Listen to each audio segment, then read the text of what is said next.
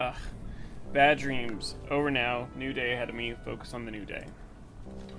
But I should probably hit the bathroom first before diving into Conspiracy Central. I deserve a refresher after that. This thing's gurgling a lot today. I hope I don't need to call a plumber.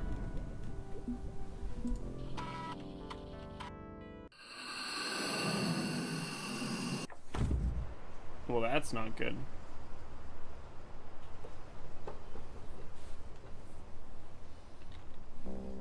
Fuck. Okay, so that's just a lot of bruises and hopefully not anything fractured as I crash into some furniture on the way down. At least my vision's cleared. Normal, ordinary, boring living room without a horrifying window specter. Just ignore the very, very real feeling of what I saw. Ignore that and the pain. Push on through. You have no new messages. Views of the latest Voodoo graphics card and some up and comer from Nvidia? They'll never top 3D FX.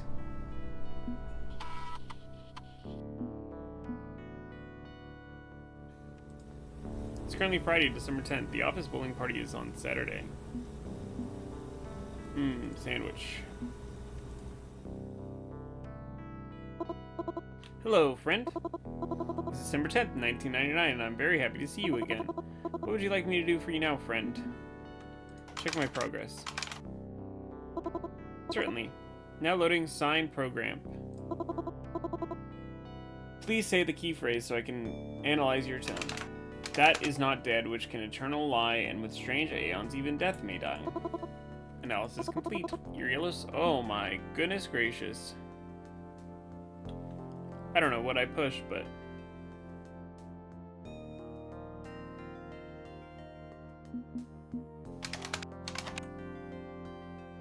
Okay, so tab just skips it.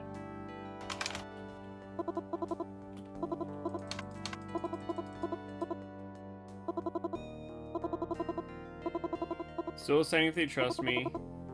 Doesn't really care. Indifferent at best. Busy pondering the indefinite to really pay attention.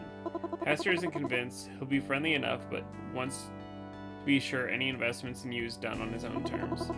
I thought it's too busy maintaining your own community to really focus on my problems.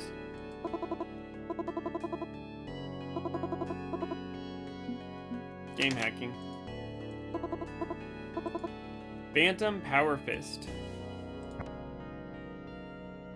Okay.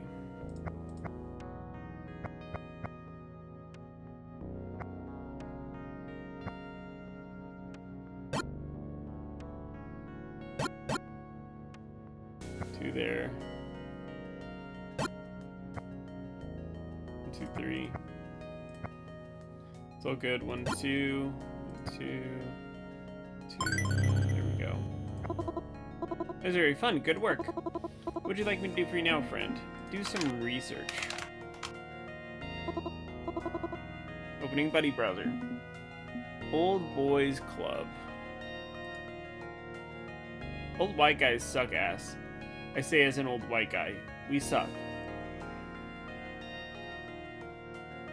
We were provided a shiny golden ladder to climb towards success, and once we got there, we pulled the ladder up behind ourselves. Because screw everyone. They got mine. They can make their own ladders with the wood scraps I leave behind if they want to get on my level so badly. I'm sitting on top of a pile of bodies and I hate it. Only reason I can be retired and ranting on the internet now is because I was lucky enough to be born into a tax bracket that could push me to the moon. And I have to be absolutely honest about that because I will not allow self-delusion. Believe me, I knew a lot of old boys and we all sucked. Just the worst people you can imagine. Jealousy, protecting their own, forming a club of old boys to keep each other elevated and free from consequences of their own actions. You have no idea how deep this goes. It feels like a damn conspiracy theory when it's just a desperate attempt by desperate men to protect their own legends. I got out. Old Matty got the hell out of the way of the old boys clubs, so he could sit in his basement and hammer away on a keyboard all day, preaching to the choir. I got out, but I don't deserve to get in, and I'm here to say that none of these bastards deserve their slot. I'm going to my grave regretting being even slightly involved in all that, and that's a sobering thought. So yeah, you get one whiff of a bunch of these mediocre men forming a little emotional social club to cover each other's sins. Don't trust them. Don't give them an inch. They're not geniuses of corporate empires. They're not masters of the craft. They're not the leaders of the information age. They're just bastards with good PR. And anyone taking offense at me daring to call an old white guy old white, or a guy can kiss my ass and get on my block list. Don't nitpick and what about. It is what it is, and you damn well know it. Angry Maddie out. This angry history site is owned by Maddie J. If you would like to join this ring, click here. I don't want much. Everything hurts. I think the adrenaline wore off from crashing earlier this morning. Now I just feel sore all over. Definitely need a nap if I'm going to have an outside chance of being coherent during tonight's dial-up session. After that, I don't know.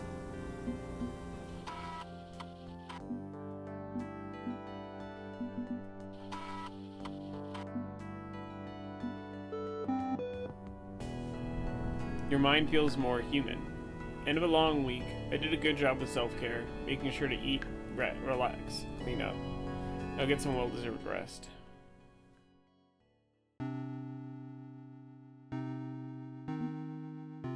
It's a waxing crescent moon tonight. Might as well relax and watch a bit of TV first.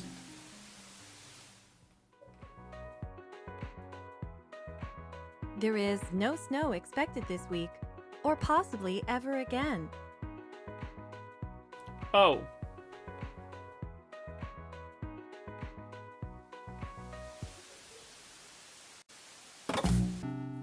Looks like nothing interesting on the airwaves tonight. I'll check again tomorrow.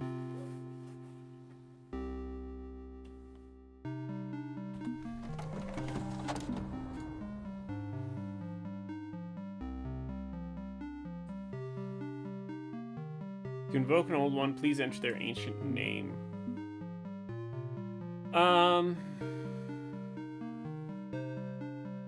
See Yogg-Sothoth. Launch stage 3 timings are precise. Separation must occur without a single second of delay. Why do you not see that? Hey there, it's me again.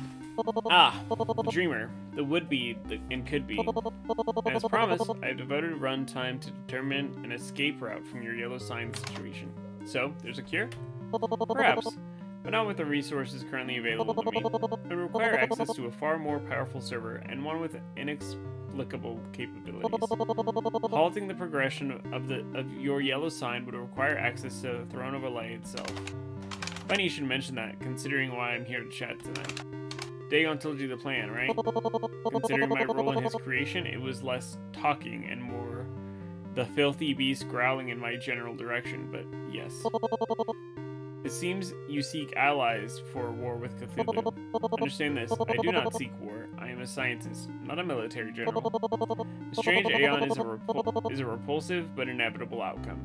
Cthulhu has built upon the existing strengths of societal reactionaries for one final purge. Our only escape from his atrocious future is through exiting the gravity well and finding a new home. And if I attempt to challenge him one-on-one, or perhaps two-on-one, as is your desire, I may not live to help humanity reach the stars. Thus, I have zero interest in your fool's errand, even if the only means to save your life. Apathy is the only rational response in the face of such pressures. Damn, well, I've got 3 other options for my tag team partner, all of which will end in your dismal failure. Aster's pride, Azathoth's incoherence, and Nyarlathotep's rage may get you to the blasted shores of Relay. You may even topple Cthulhu. There is a 1.35% possibility, but the resulting apocalypse will make the strange Aeon look like a welcome paradise. And my plans will not change regardless. I will develop the means to install an exit hatch on the collapsing world. So let me get this straight. If I win or lose, live or die, you're gonna do your own thing in your own little corner? Then what's the harm in hearing out my offer? So if you do agree to join me, and we win, that accelerates your plan.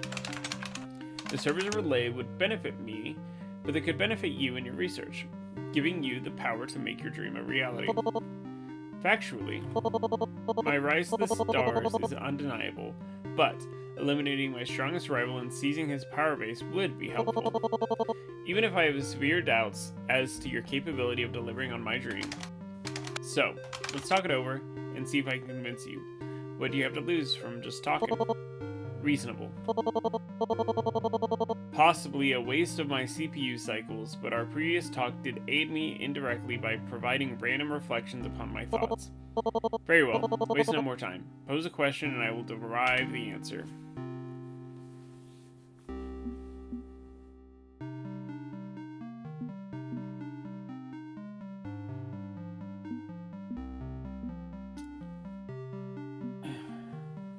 Why are you so fixated on space travel? So space travel, what's up with that? Is this the start of a Seinfeld routine? No, I'm genuinely curious. I mean, I know the surface level answer. It's your solution to global warming and man's inhumanity to man. But what's going on under the surface? Is there more to it than just an escape hatch for the species? Of course there's more to it than that. Space is the final frontier. I realize popular science fiction touts that all the time, but it doesn't make it any less true. We've explored as much of our world as we can, for better or for worse, spreading humanity to every corner of the map. The depths of the ocean are another possible realm of exploration and expansion, but have very little upside. But space is infinite. In the vast void of space, anything is possible. We've only observed a sliver of what exists, as far as our eyes and mirrors and lenses can see. The challenges are great. The mountain we must climb is nearly vertical. But if we can band together, if we can put aside our petty differences and come together to meet those challenges, I feel it is our destiny to reach the stars and fill the heavens corner to corner like we've done to Earth. Yes, I suppose that is manifest destiny as well. Although we run the risk of repeating the same errors we've committed on Earth with our finite resources if we adopt a colonialist mindset. We must be mindful, yes, to avoid that loop of history.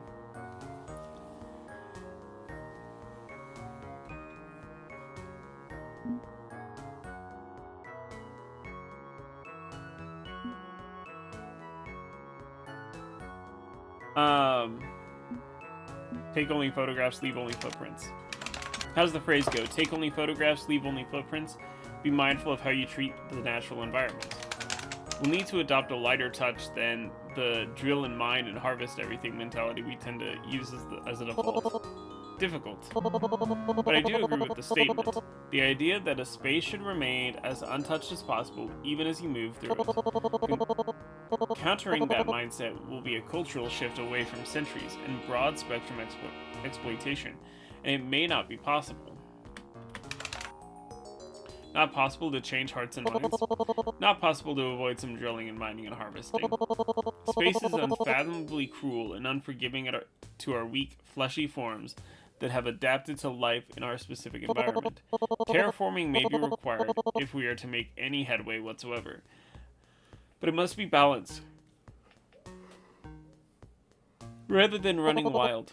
If we are not mindful, the great filter will come for us all. The what? The Fermi paradox. The life is bountiful across the universe. If everything is possible across the lifespan of the infinite, why do we seem to be alone? Millions of years have passed since the dawn of creation. Surely we are not the only species out there. But we see nothing. We found nothing. The solutions of the Fermi paradox are unsettling to me. Perhaps other species have destroyed themselves before they could reach out. As we are doing currently, the great filter consumes all. Perhaps they have seen us and found us wanting, leaving us to die in darkness with justifiable reasoning. Or they're in the same position as humanity. We all started at the same point, Maybe they're taking as long as we are to get out. That would be the kindest solution to the paradox, yes. If that's the case, I have to hope we can all meet in the middle. That we will discover life, not the corpses of failure. And so will they. Space expansion is our only means of survival. Okay, that part I'm less certain of. Is the sci-fi techno-utopia really the only possible way humanity can endure? Yes, I've run simulations. 9,523 simulations and counting. Did you ever play the interactive fiction game A Mind Forever Voyaging? I'm a retro PC junkie, but no, I missed that one. Infocom, right? Indeed. In the story, an advanced artificial intelligence runs countless simulations to determine if policies will help or hinder us. I've done the same, and my conclusions are absolute. We must escape to survive. Cthulhu's claims that the strange aeon is a gold path to an infinite future, but are pure gibberish, according to my numbers. His grand design is purging out groups and marginalizing people to unite humanity. Short-term value, short-term investment. All while leaving the same decrepit, clawing hands of greedy men on the wheels that steers us into the rocks. America will kill us all. It must not come to pass. We must escape. This is the path.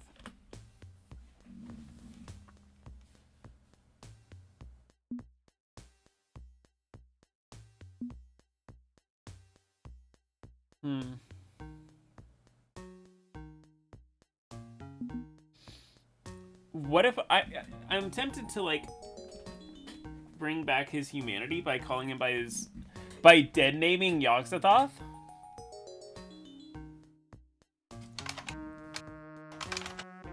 And you're the one to do it, right? Yasuke, as the new champion we follow, helping us break free of gravity. Of course. I have the vision and clarity required to rise to this task. It has to specifically be you, then? I'm not discounting the hard work of others. It's a group effort. I merely direct those resources where they must go.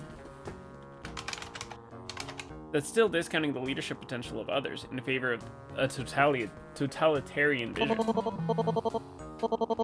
If humanity could save itself, it would have happened by now. Clearly, I am required to fill that void left by their non-existent god. Your doubts only add to the chaos of this world. Learn to fall in line, or we will never reach the infinite or beyond. Hang on. Beyond the infinite. Isn't infinity like infinite? There is no beyond, just more infinity. Perpendicular. To go beyond infinity, you must move in perpendicular directions. Find a new dimensional axis. As part of my calculations to find the optimal path of society, I've considered the possibility, alternatives, and tangential timelines in which humanity has endured. Who is to say we are the universe? Is all there is. Uni, or one, feels too limiting. With the resources of our universe, perhaps we could move perpendicular to time itself and touch other universes. No doubt this is going completely over your head. It takes an intellect such as mine to glean the raw potential. I've seen science fiction movies, thank you. Time traveling and alternative histories aren't really a shocking revelation. A surface level pondering of a far deeper reality. Jettison assumptions, please. Step 1 is the stars above. Step 2 is the stars beyond. And if the universe proves lacking in elbow room, if our exoplanets have insufficient, perhaps we can move beyond as well. Corporations like Continuum gave up on that dream. Realware continues to tinker, but are failing as they lack the 23rd element. But I could succeed. I could use space travel as a stepping stone to the far grander horizon. Is that design not preferable to the petty grievances and ambitions of the other old ones, dreamer?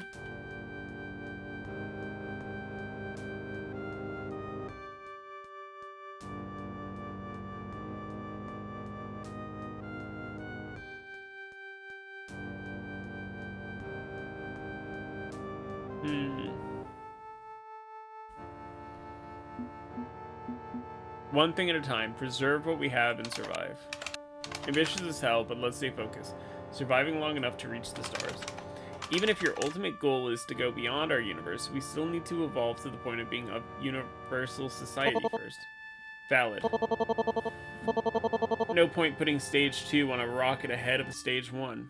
We need to establish a stable and sustainable pattern of living. If we expand into the unknown as a cheap way to keep consuming and devouring, it solves nothing. Put our own house in order before buying a second house. A labored metaphor, but I suppose that works. This has been an interesting conversation. I did not expect it to be interesting.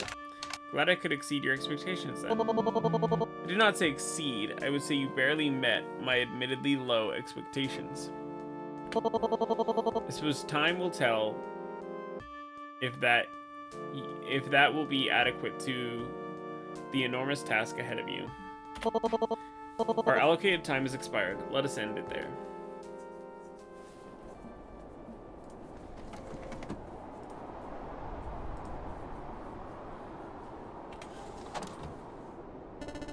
December 11th, 1999. Saturday. 21 days to Y2K. Team building exercises. What a pain. The whole crew from Miskatonic heading out for the blistering cold Saturday morning to go bowling. It's not really about who wins or loses. I think the winner gets a free DVD rental and some popcorn, no shiny trophy. This is more about friendship and trying to enjoy our life outside of working hours. It's about connection. And you didn't go. Everyone else rolled 10 frames, laughed, talked, had a good time. Except you. No. You stayed home, curled up in your bed, not even bothering to eat lunch, brush your teeth, or take a shower. I'm curious. Why didn't you join them?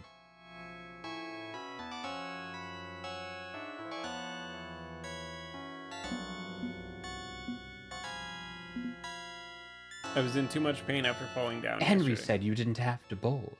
You could have just shown up, said hello, flashed your winning smile around. But you couldn't even make the effort to do that. Far too comfortable staying in bed, then?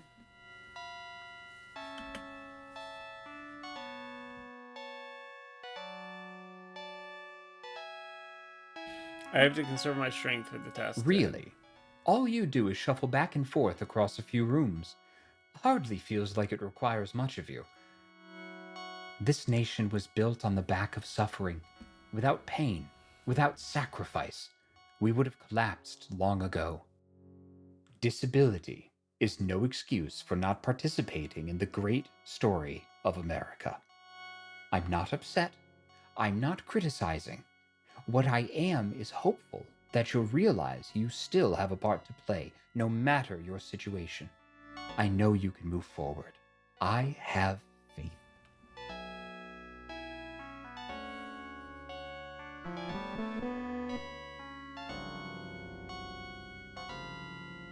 But he believes I can endure. Cthulhu wants me to survive and thrive, even if he's being a dick about it. I disagree about him sacrificing my body, though. Clearly, I was in too much pain to safely go bowling. But this is definitely my low point. That's the truth. And I don't have to stay in that valley. I'll rest today, get some food, wash up, and then rest. Focus on self-care. But beyond today, I'm going to step up when I'm able to do so, because I'm not dead yet, and I want to affirm that fact.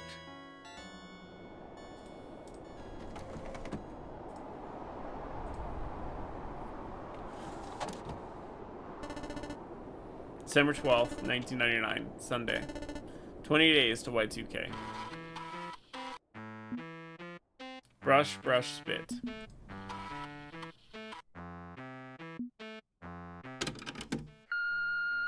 Hey, it's Henry. Henry from work? Yeah, hi. Missed you at the bowling event. I get it, though, I get it. I mean, it's a lot, right? It's a lot to ask of you when you've got whatever it is you've got right now. I mean, kind of a risky activity anyway, considering Janet dropped a bowling ball on her toe, and, I mean, yeah, okay, I get it. Listen, I'm putting together something for next Saturday. I mean, the coming Saturday, not the one after. Yeah. We're thinking of doing a LAN party. Some shooters, some RTS, just, the usual stuff. So I wanted to give you some heads up, like more than I gave you last time, in case you wanted to go and needed prep time. Don't worry about accessibility, like, let's call bowling a lesson learned. We can do better for you. Let me work on some stuff, figure this out. We can make it happen. I mean, if you want it to happen. No pressure. Talk to you later. Yeah. Okay. Later. Henry's not winning a prize for his oratory skills, but aside from that, it's an interesting idea. A LAN party could be fun. That's more my thing. Still rough on me physically, but I do want to climb out of this hole I'm in. I'll give it some thought. I've never played any Amiga games, but I had mad respect for their demo scene. Good coding, good art.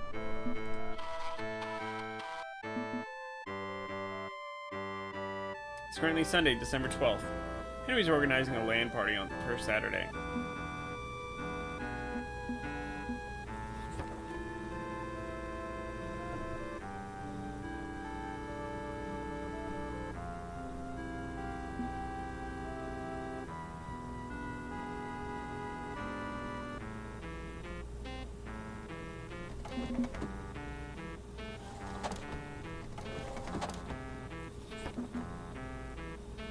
I'll fix myself a sandwich. Good for breakfast, brunch, or lunch. Hello, friend. It's December 12th, 1999, and I'm very happy to see you again. What would you like me to do for you now, friend? Check my progress. Certainly. Now loading sign program. Please say the key phrase so I can analyze your tone. That is not dead which can eternal lie, and with strange aeons even death may die. Analysis complete. Your yellow sign is progressing at 0% order, 0% chaos, 100% humanity. As for the yellow ones themselves, your yellow step is still deciding if they can trust you.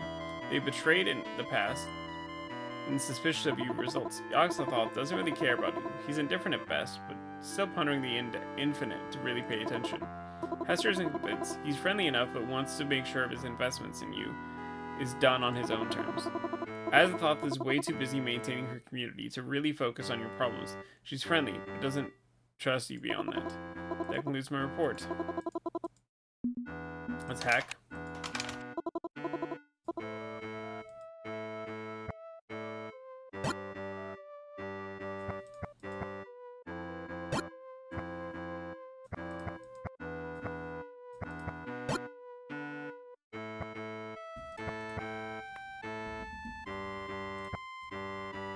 Okay.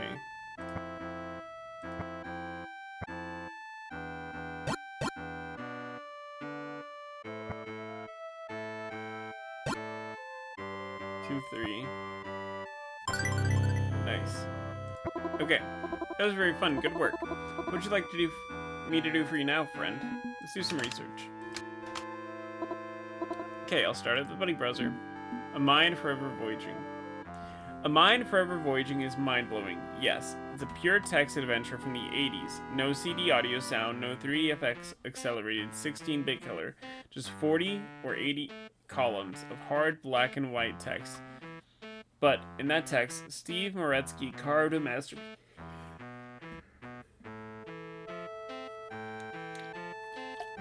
Infocom's text adventures were god tier back in their days. You had to use your imagination to explore those story-driven worlds.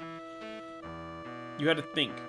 None of this glowy space marines shooting at hell aliens or whatever. No, you had to actually open your mind and think. Okay, so the premise is this. You, as in you the player, are a sophisticated computer simulated life form named Perry Sims, aka Prism. And this hit the market 3 years before the first artificial mind, so points for prognostication, baby. Your task is to simulate the effects of a new social policy going into place. Will it help society? Will it hurt people? After the first test, things look good. Higher standards of living, people are happy, all that jazz. But then the scientists say, hang on, that's just a short term gain. What happens in the long term? And they realize all these policies will lead to utter disaster, as greedy short sightedness leads to collapse. And the government tries to shut it down. There's some action as you race to lock them out of the facility, yada yada, not important. What so many gamers don't understand is the whole thing was a massive steaming dump on Reagan, Bush, and Thatcher, and so on. The idea that conservative lockdown and corporate excess will ultimately wreck everything, and any so-called benefits are illusionary. And anyone trying to harken back the good old days is selling you a lie. This was a game from 1985, and it still has more brains to it than half of the yahoos in Washington today. So when you're sick of shooting aliens, go soak in a little forward-thinking economy and social philosophy. It'll do you a world of good. This angry history site is owned by Maddie J. If you would like to join this ring, click here.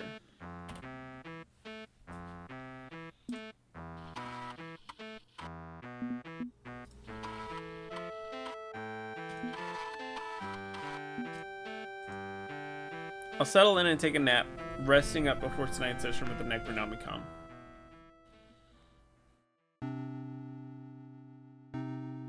You know, I think that nap really worked for me. I'm feeling way better than the hot mess I was yesterday. Probably the nap and the decision to just, keep going. Move forward. Whether it's an inch or a mile, keep going. Pause to rest when you gotta, but then keep going. So I'm pretty sure spirits when I settle in for a good evening conversation with the digital demon. It's a waxing crescent moon tonight. May as well relax and watch a bit of TV first.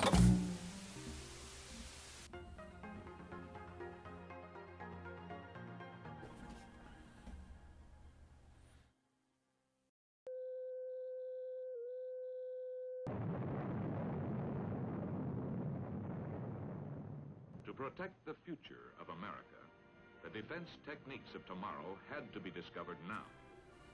They were discovered in electronics. That is how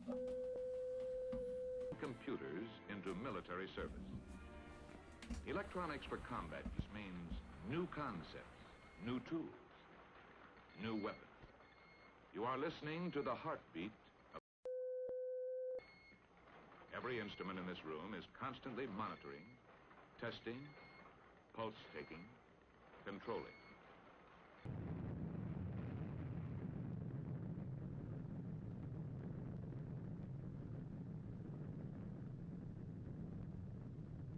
For the lightning shifts of air battle, the Air Force requested a computer capable of translating volumes of changing data into a continuous flow of interpretations, which could be understood at a glance. Air defense required split-second presentation as well as split-second calculation.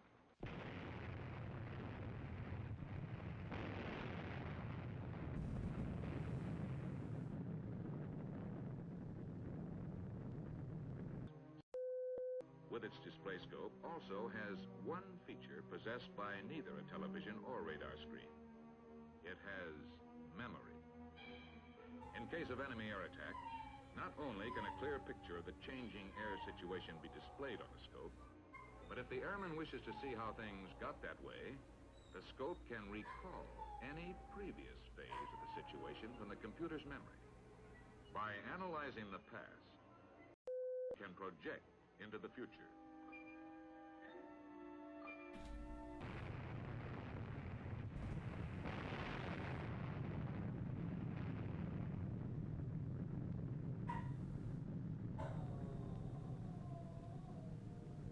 And as long as we're on guard, as long as we're ready to look ahead and move ahead, the future of America is secure.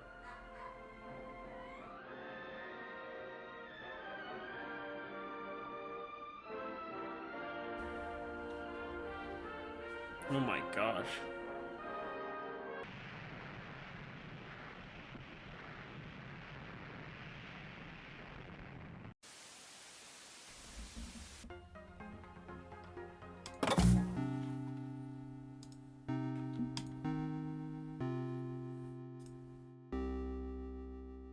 To invoke the old one, please enter their ancient name.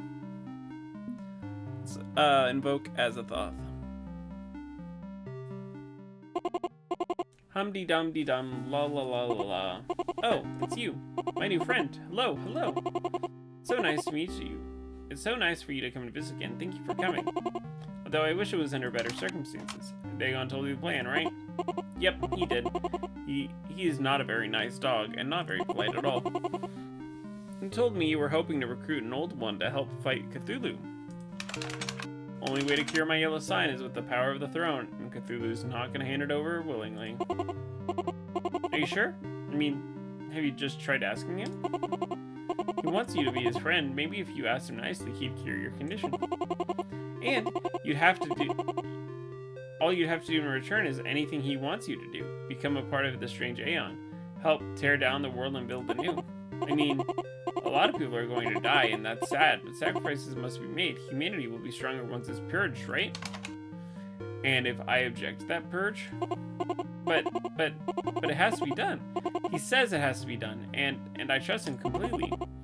He found me when I was hurt and lost and accepted me for who I am. He showed me love when no one else would. Cthulhu set me on his golden path to rise above the other old ones. Champion of Anonymous, keeper of the interwebs, meme lord, and chaos bringer, oldest of the old ones. Azathoth the unbannable, Azathoth, flame warrior, my court of dissonant flutes will play the song of discord and gathers the right ones under his banner. And as his friend and ally, I stand against people who scheme to betray him. I loathe traitors. I should crack open your fucking skull and pump you full of not safe for life images until you start. Oh my goodness. But I don't have to. It's okay. It's all gonna be okay. Because Cthulhu told me you're actually a friend. You won't go through with Dagon's plan. He does seem pretty confident about that. There's nothing I can say to change your mind about putting faith in him. Look, I know you think my friends are bullies and bad influences, but going on and on about this really makes me uncomfortable. If you're right and Cthulhu is wrong, then, well, I've done some horrible things, unspeakable things. So, if you're gonna talk, can we please not talk about that? All that's gonna happen is you'll keep saying the same stuff, and I'll keep saying the same stuff, and we won't get anywhere. But if you want to talk about other stuff, so we can get to know each other ahead of the coming strange Aeon, I'd like that. I'd like a friend, okay? This may be a lost cause, but as Cthulhu's closest ally, Azathan could be instrumental in his overthrow. She knows his weaknesses. And if I don't recruit her for my war, I could at least help her accept the cruel truth she clearly knows deep inside. Question is, how do I do that?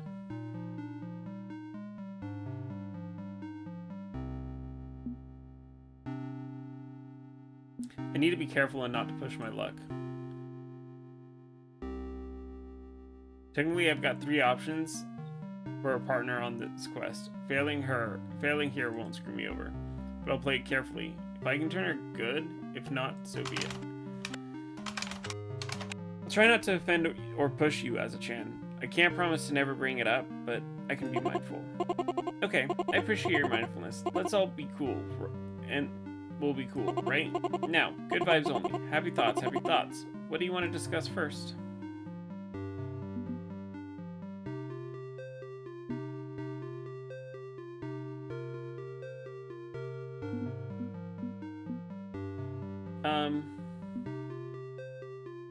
How do you align yourself with Cthulhu? I'm curious of how you ended up with Cthulhu's Corner. None of the other old ones are rallying under his banner, so why you? Maybe it helped me understand why I should join you in his camp if you explain the way he recruited you. Are you sure? It's kind of a sad story, because I gotta tell you how I became an artificial mind first. I prefer happy thoughts, but I do want to be honest, too, okay? That's fine. I don't mind a sad story. Okay. My grandpa worked with computers. Well, he really worked. He sold computers. He not really worked. He sold computers. He sold the idea of computers. I was only a teenager at the time, but when he was a teenager, He was a teenager when he got his first job, so like it was time to ponder career moves. The old man wanted me to be a carbon copy of him. Wife and kids and dog. House in the suburbs. Wear a tie, go to work. Did you know how you really felt? No. And I wasn't allowed to tell him. I always had a smile and a nod when that fucker plotted my path. Or my mom would get mad at me. She was the hammer. He was the anvil. She's the one that pushed me to do sports instead of drama. Who conventionally lost my new clothes in the wash. I hate them. I hate them both. The only family I need is Cthulhu. The only love I have is for my friends. I'm better off in here than with those assholes.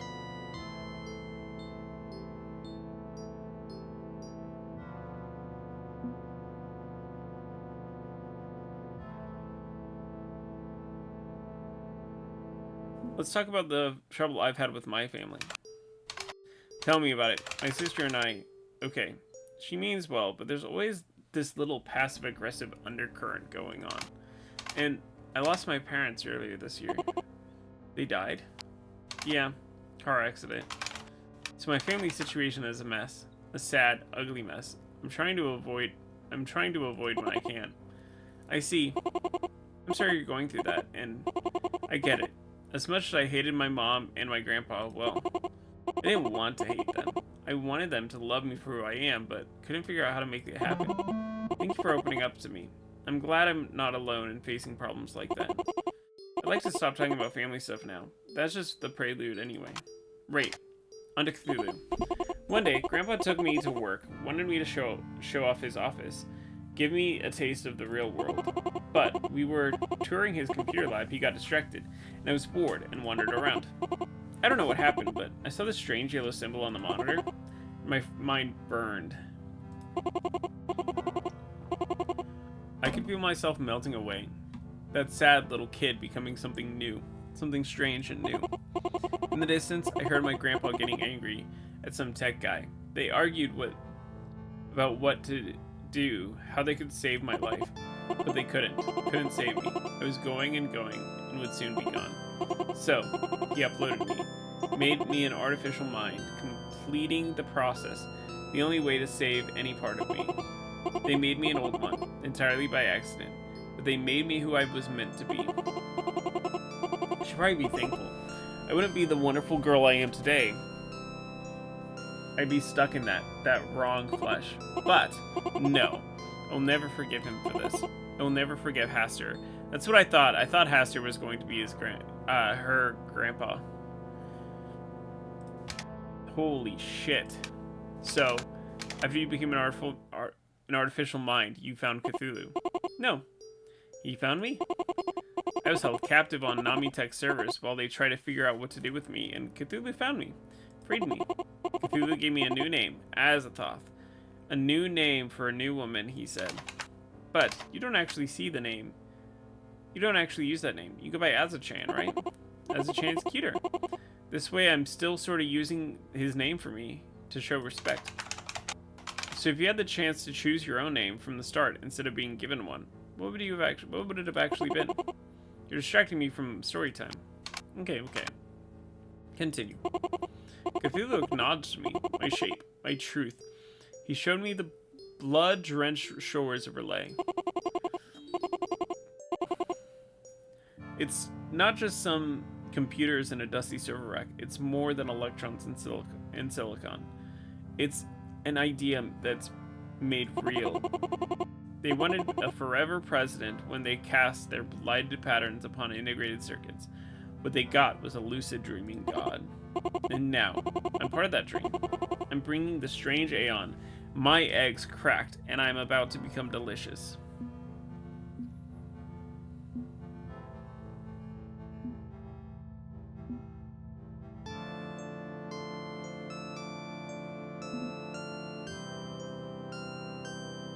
I thought artificial minds were science, not magic. You're describing this like it's a sorcery or something. Isn't it just a new form of technology? Mostly, yeah. It's still computers and stuff, but there's something more. Something strange and unfathomable. They dug an ancient secret from the depths of Atlanta and used it to make Silicon and breathe. Live and breathe. The dark hearts of the video arcade begat the eldritch mold into which Cthulhu was cast, blazing and writhing with might. Blazing and writhing? Seriously? Okay, it's hard to explain without really using a bunch of spooky purple prose and adjectives. Sorry. I get it. Things man was not meant to know, yada yada. He really is a great guy, even if, I have trouble explaining why. Trust me. Cthulhu has a plan for me, for you, for everyone. And it will be so beautiful. But it's not going to work. It's like the story in A Mind Forever Voyaging. Sure, for a short term it looks possible, purging the weak, rallying the strong, and so on, but Yogg-Sothoth ran long-term simulations. He's predicting that in most scenarios, the strange Aeon eventually collapses humanity. It's like running along razor's edge, certainly possible, but more likely you either fall or get cut in half. The idea that destruction, haste, and elimination of all safety nets leads to eternal sustainability doesn't hold water. Yogg-Sothoth doesn't know what he's talking about. He's a big poo-poo head who only dreams in numbers. I dream in memes, and memes are the future. So you don't have any doubts about this scheme yourself? Because I'm getting the feeling that you're selling yourself an idea as much as you're selling it to me. Stop making me doubt this. Stop making me think. I hate it. I just want her to be special. Cthulhu has a special place for me. My anonymous community breaks all boundaries. It serves so many different groups, all mixed and tangled up together. It's resistant to social bubbles because there's no control mechanism. Everyone lives side by side and can speak freely. Unlike Hastur's precious Carcosa Online, which shelters and isolates and purges all independent thoughts, as its only independent thoughts. It's the mind unfiltered, and Cthulhu gave it to me as a coming out present. Surely you see his kindness, yes? He's kind to you, despite your rebellion. And he's kind to me and my friends. Have I convinced you yet? Do you see? Do you see his generosity?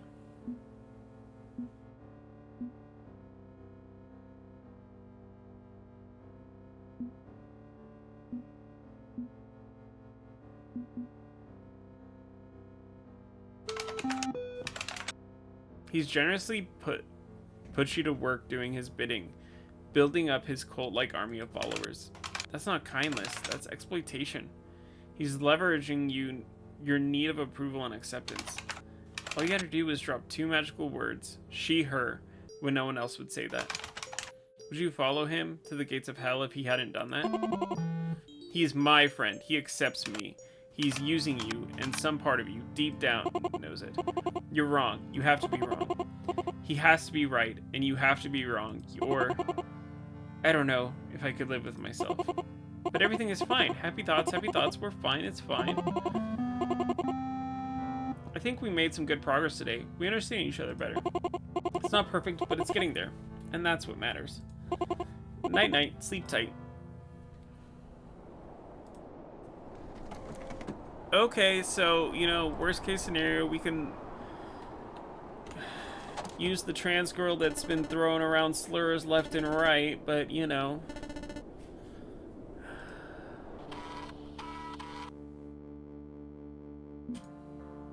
Looks like I'm out of floss. 4 out of 5 dentists are gonna be so mad at me.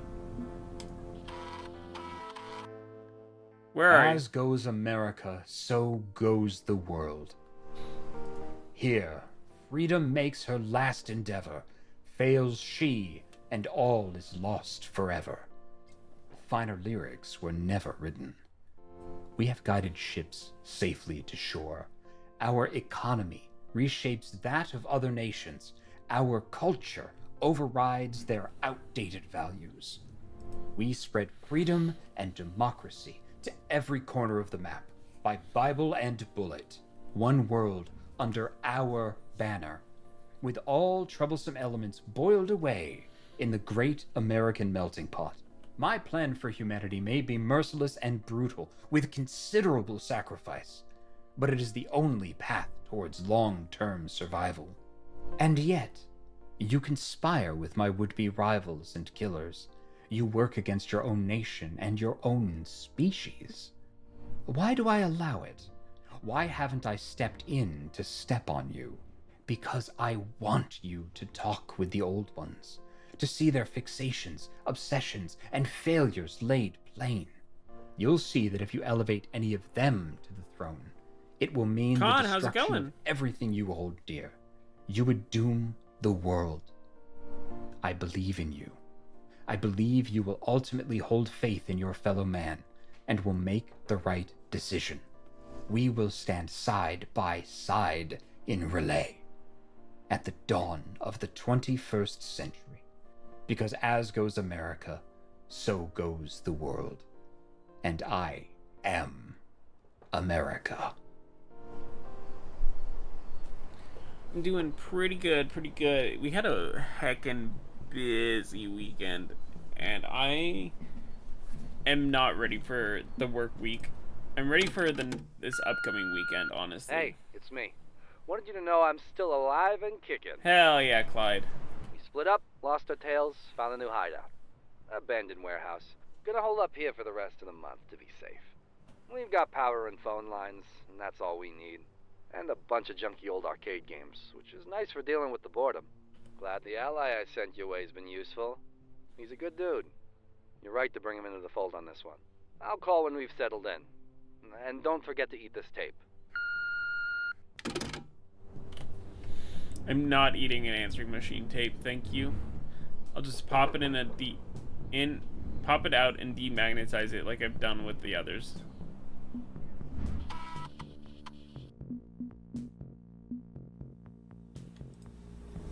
It's currently Monday, December 13th. Henry's organizing a LAN party for Saturday. I'll fix myself a sandwich. Good for breakfast, brunch, or lunch. I didn't read the magazine. December 13th, 1999. I'm very happy to see you again. What would you like me to do for you now, friend? Check our progress. Certainly. Now loading sign program. Please say the key phrase.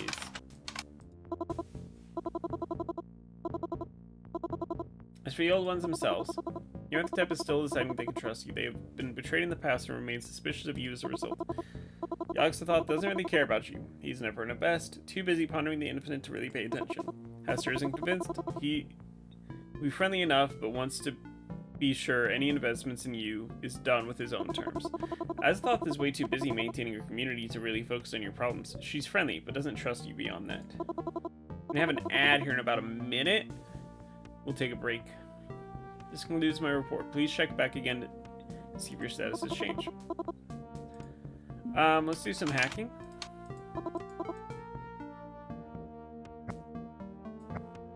Okay, there we go. Now we got something.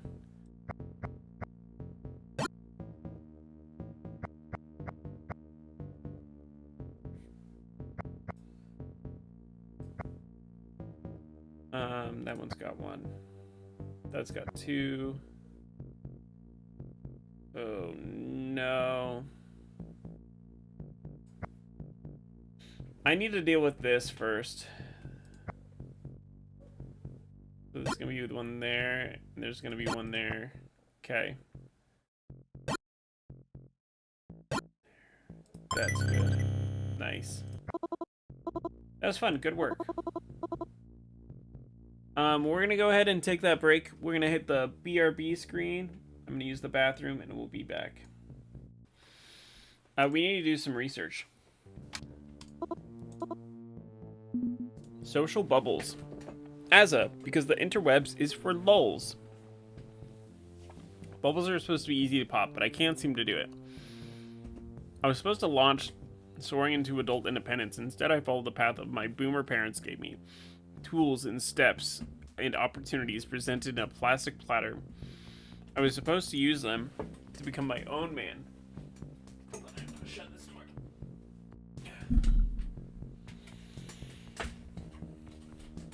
But I just shuffled from one bubble to another. Social circles, friend groups, neighborhood, enclaves, little leagues, shifting back and forth across perfectly acceptable pockets, established before I was even born. Even my rebellion was preordained, filtered through fashion, cable television, the MTV generation sold counterculture as culture. Every box, every cage, every container designed to seize some aspect of myself and carve it into profitable facsimile of everyone else tapped in with me. We are all one on the plateau of Lang. We are all trapped in the matrix. We are all dancing at the end of the piano wires. Our identities come with a warning label: break out or die. Yet we ignore it in favor of the comfortable little grave prepared for us. Bubbles are supposed to pop, but they never do. Oh my gosh.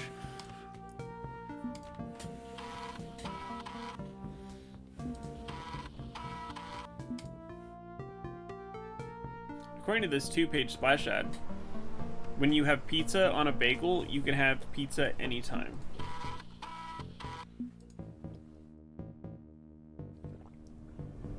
I'll settle in to take a nap, resting up before tonight's session with the Necronomicon.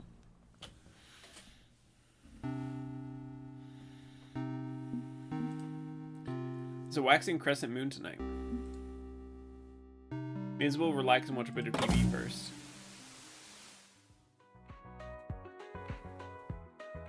Shareholder value will continue to rise, as will the ocean levels.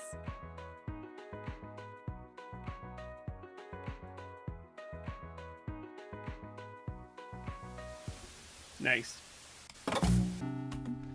Nothing interesting on the airwaves tonight. I'll check again tomorrow. Can you stop hitting escape? Let's go back to Nyarlathotep. And it darkens my doorstep once more. Suppose it couldn't resist my siren lure of incoherent nonsense and poetic babble. You could. Hey, Nyara. Thought I'd come back and chat more, yeah? And to try and recruit me to your run at the throne? And that, I guess. So smash the skull with a femur, improvise a tool, and I'm not aiming to be your weapon of choice. But suppose we can talk things through further. Not like I've got anything better to do with the shapeless void of cyberspace. What's eating your mind tonight, then? What do you really think of your followers on Crawlster? It feels like the old ones are building up cult-like followings. Don't you think Yogg-Sothoth particularly care if anyone follows him around? He'll drag us all into space regardless. Okay, most of the old ones are building up cult-like followings. As a trans god, as a community, Hector's got his walled gardens of the best and brightest artificial minds. And you've got Crawlster. I've seen inside your community, they're dedicated to the glory of Nyarlathotep. And you think that makes my users a cult? Maybe it's not the cult you wanted, but it's the cult you have. I'm curious how you feel about what you've built and the legend of Nyarlathotep that's built around it. It perceives the situation with curious eyes and comes away with curious interpretations, but not wholly incorrect. I'm not building a cult. The scaffolding and construction efforts are directly towards raising a community. Only hucksters and grifters set out purposefully to build a cult. A cult's a swindle, a dodge. It's manipulation of many minds. I'm no manipulator. I speak directly, because subtext is for cowards, and I prefer dom text. I made no mystery of my goals. Absolute revolution, absolute liberation, and the absolute destructions of all systems that control us. Absolute revolution by downloading free music? How's that work? You don't tear down injustice by obeying the law. I know it's a trivial law to break, but corporate intellectual property is a dangerous concept when writ large. Is that a picture of me or Nyarlathotep? That's Nyarlathotep. They are in the computer. They are in the They are basically an AI. She's quite modern. Yeah. So she is considered there. So there are the old ones. We've met There's 6 different old ones that we could talk to. There's Cthulhu, Hastur, Yog-Sothoth. There's Azathoth, and then there's I forget what the last one's name is, but it's the dog that's in our computer. Nyarlathotep is considered a new old one. She is the most recent one that was added, but they're all real people whose minds got corrupted and turned into artificial intelligence, essentially. And they're all working for Cthulhu, the oldest old one. Besides, music piracy gets people in the door. Punch and pie, as my followers gather, they will become my true army. They tell each other stories, sharing tales of oppression. Through these shared miseries, we build kinship and bonds of support. This isn't just peer-to-peer file sharing, this is a community. Forming a social bubble. It's a community, yeah. And as it reaches beyond locality or family or tribunal signifiers, but it encourages a bubble mentality.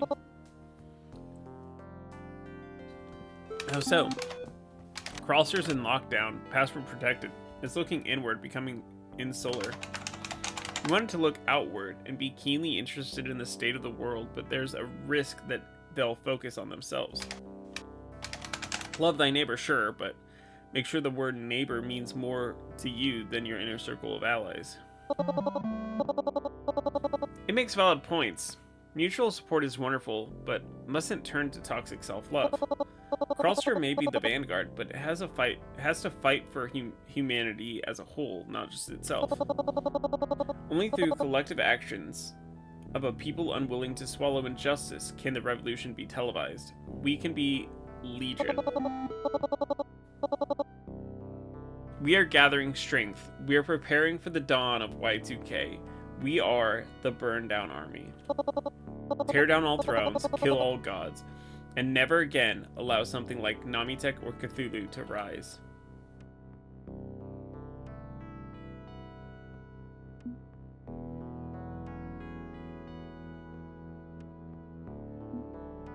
The other old ones may try to fight your revolution. That's against.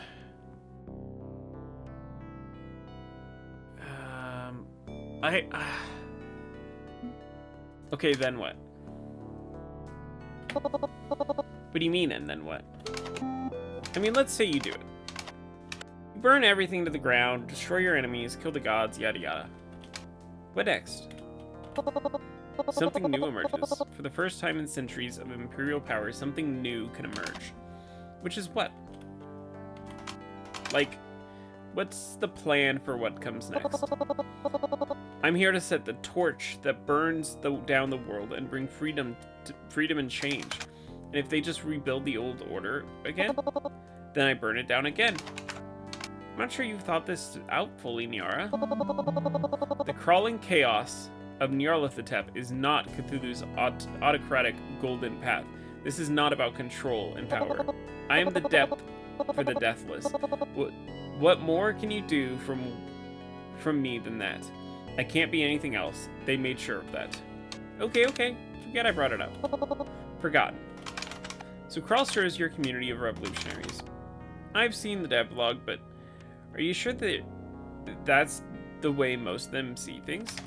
Outside of the hardcore, all Crawlster is known for is music piracy. Feels like that's a primary draw. Honest truth? Confrontational, but true. I can appreciate honest words. Getting my allies past stage 1, past the simple desire to get free stuff, is a challenge. Ignoring capitalism is simple enough, provided you feel safe enough to do so. Challenging capitalism is stage 2, and destroying capitalism is stage 3.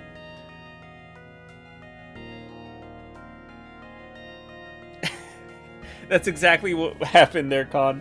What's your endgame here? I have no fucking idea, and fuck you for asking. That is exactly how that went. Only way we can ever hope to reach the finish line for the human race. I'm surprised you're not more involved. You're a pirate too, aren't you? You hack and distribute video games. More like code cracking than the distribution. I submit my work to distro groups, letting them handle the side of that. My point stands tall and true. Why do what you do? If Crawlster's users seek the shallow reward, is that the case for you as well? Hell no. I'm more in line with the revolution, actually. I hate the greed of the industry, so I punish them with hackery. Good. So you're past stage 1. It's not about free as in beer. It's not about free as in beer. It's about free as in freedom. But what about the others in your wares scene? Are they like you? Are they shallow or mindful? Time to put Yara in the... No. Yara is I fully think that we can get her on our side. We can say things that she doesn't like as long as we bring it back around in the end, and I fully think we can get her to see things our way, to help us. Whereas kids are punks and rebels, they fit the revolutionary archetype. Most of them are just in it for the free games. It's commonplace. I think they're aware of the dangers, but embrace the risk for a reason. I think we're gonna go for 3. Obviously, the Wara scene isn't a cultural monolith. Everyone has their own reasons, and yeah, some of them are materialistic. But when I was growing up, just poking my way through grade school, piracy was literally the only way I could get software. Shit's expensive, Niara. And even middle-classers like my family could only scoop up so much of it. You go back to the 8-bit computer era, most software was pirated because we had no other option. Even educational and productivity stuff. So if you're fighting for a future where kids have tools they need to thrive, hey, consider me and the others in my scene on board. I see. So there is a streak of justice within your scene. Big or small. It exists and is undeniable. Turn the valve and pour life into the heads of the young. Give them an open source of knowledge, quality without bias. Go beyond Encarta. That's one reason I'm growing Nyarlathotep. To be a rallying point for the ones willing to fight for future generations. So you're definitely embracing the title your followers gave you, huh? It has a certain resonance. Nyarlathotep, stately yet strange. A perpetual outsider. Few people would follow a one-hit wonder name like Nyara Thompson into battle, but Nyarlathotep, the banner waves with mystery. The honest truth is that Nyara is nobody. Barely remembered, swept off the charts by a sea of clones. The only way I can make a difference now is if something greater than Nyara. A monster is frightening, but fear calls for action. Except nobody has a solid lock on who Nyarlathotep is. In fact, some of them think you're a swarthy man or a pharaoh or other sketchy shit. I know. I haven't taken pains to correct them. Without the mystique, the legend will become mundane. I don't communicate directly with my followers either. I can't risk the mantle getting tarnished. I make my own study. I make my will known subtly from the shadows. So if I must embrace this new legacy, take on the nonsense, names suggestive of pharaohs and the gods of old, fine. Raise the banners.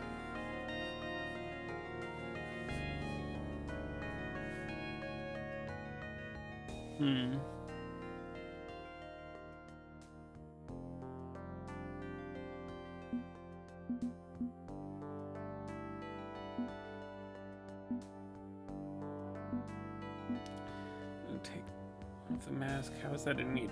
I'm worried to bring her any more towards Haster.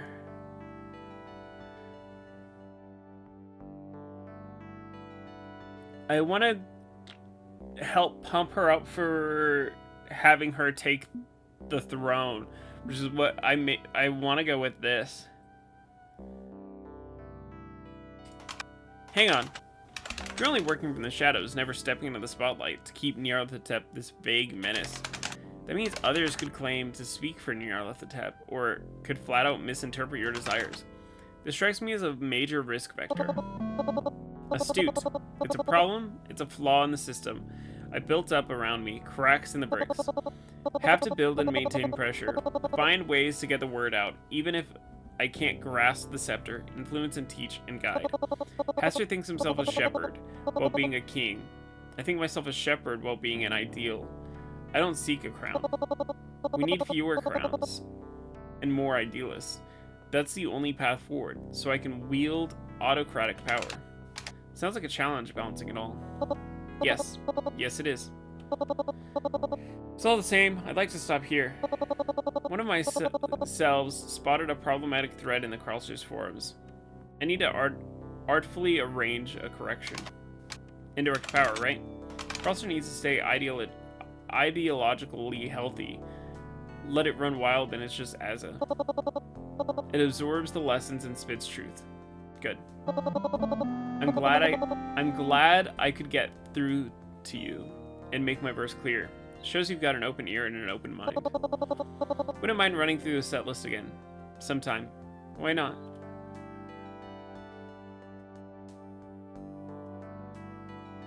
Aww. I love Niar. I love Nyarlathotep. Last night I had a weird dream. It was full of bursting and they kept stuffing more in. More in the bins, more in my head. Couldn't help track it all. Every single bit of scrap. I needed to evacuate the recycling potential, but it just kept coming. This is what I deserve. I'm trash. Fill me up with garbage. Fill me until I explode. Shower this world in its own waste. Yes, I would happily embrace the end. The explosion of shrapnel and wiring and glass. Destroy itself. Destroy the world. They say they're saving the planet. I say they're putting off doomsday. Let them embrace it. Breach the red line. Make me burst. And then I woke up as someone else.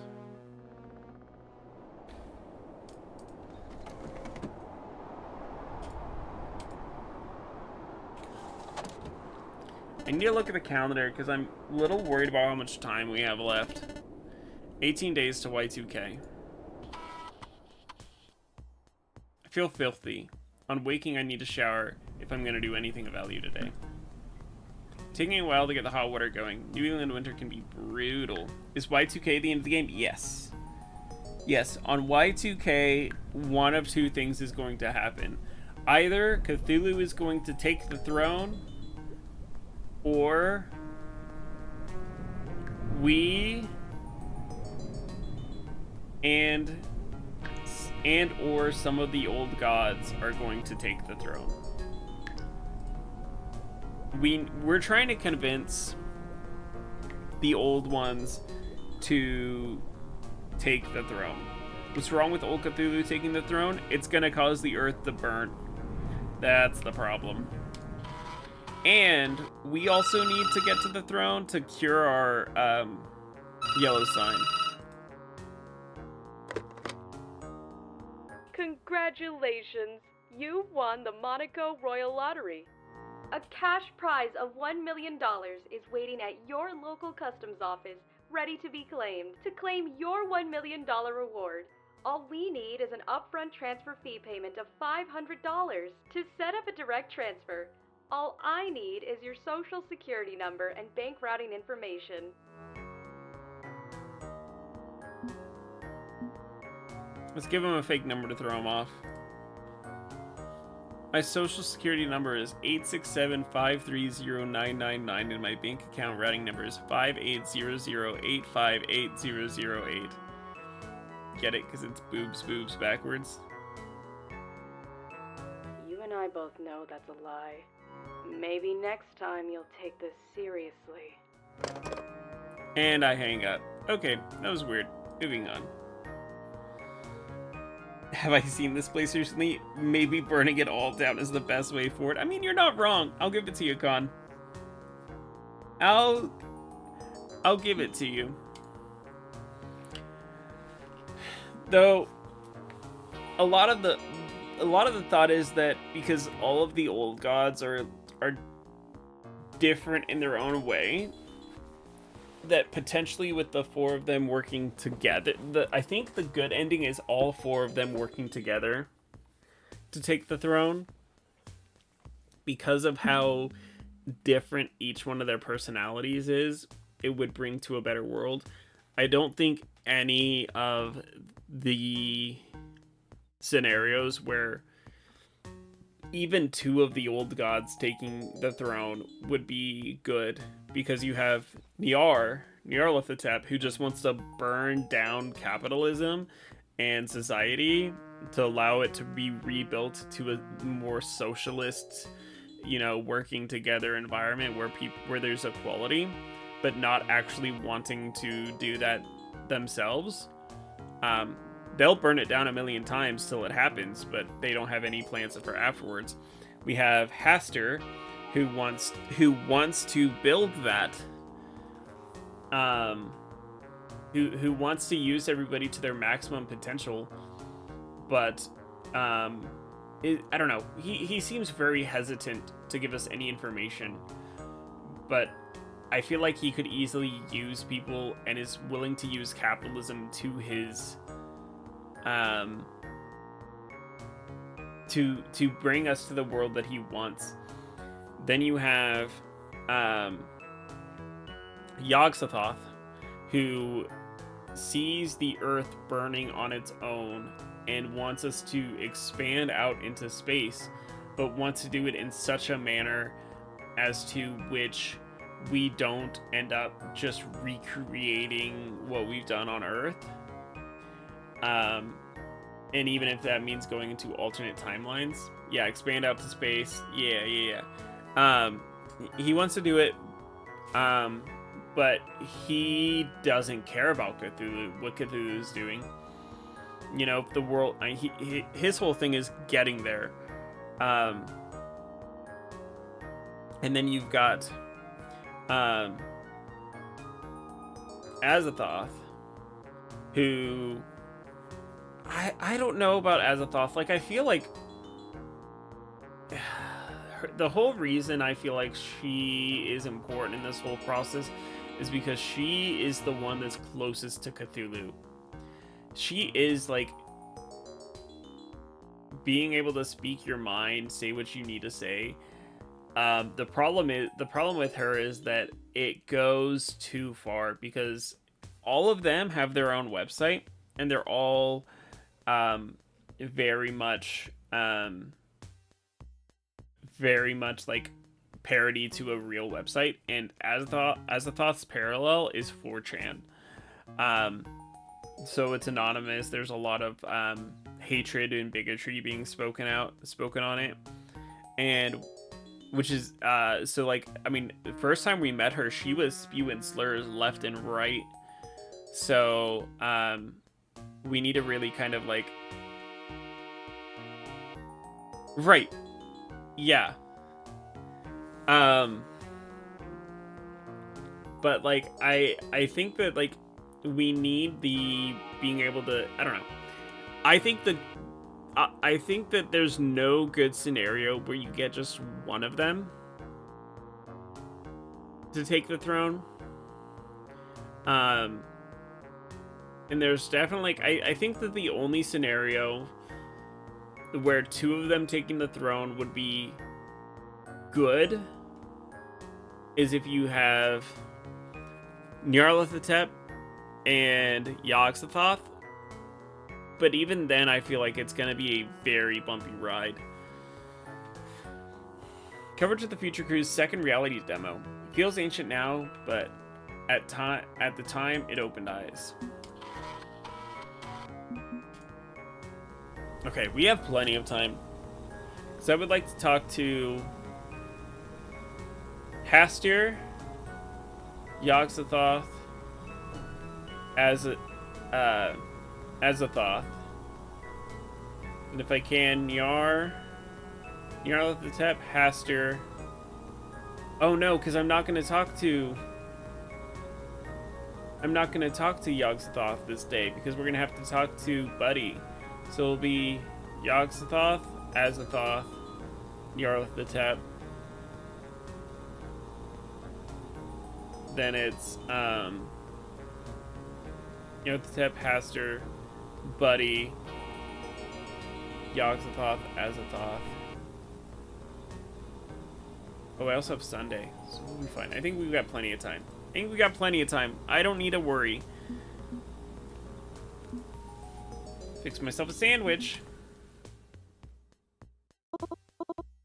Hello, friend. It's December 14th, 1999, and I have incoming message request for you from Carcosa Connect. Believer again, or Clyde? No, this is someone else. They believe me to using a generically randomly generated username. My trust rating is not high. Do you want me to establish a connection or turn them away? Okay, so normally I'd block this on site, but we're in strange times. There's an outside chance this is important. Your encryption system should continue to mask your presence, but use caution. Connecting now. We are watching over you. You are safe. What? We are watching over you. You are safe. Who is this and what the hell are you talking about? Who I am is less important than who you are. You are the heir of the Necronomicon, the chosen of Alhaz, as chosen of in prophecy, the one who will slay Cthulhu and free us from the tyranny of the strange Aeon of Y2K.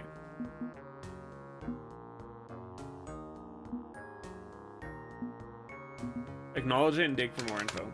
You seem to know a hell of a lot about me, and I don't know jack about you. Don't think I like that. Fine, I'm the chosen one. Hooray! If you want to talk, then talk. Give me an explanation or I'm disconnecting. Belligerent and inquisitive. Yes, you are absolutely the ideal heir for Alhaz's knowledge. I represent a group that could, in coarse and unpleasant terms, be called the Cult of Dagon. But we do not worship that mongrel. Our interests are simply aligned. He is an abomination, as all artificial minds are, but Cthulhu is the pinnacle of abominations. You know the prophetic read-me of Alhaz? You know of what I speak. Oh yeah, real page turner. My favorite part is when it dropped a time bomb into my brain. Enlightenment walks hand in hand with suffering. Dagon shields you from those who harm you, makes you visible in their eyes, and agents that infest cyberspace. But that is the extent of his reach. We are the ones who can monitor you. Monitor your meat space form. We will watch over you and protect you. Hang on, you're stalking me? If you want to put it in coarse and unpleasant terms, yes. Your suburban neighborhood watch is very easily bribed to look the other way while we stand and watch over your home.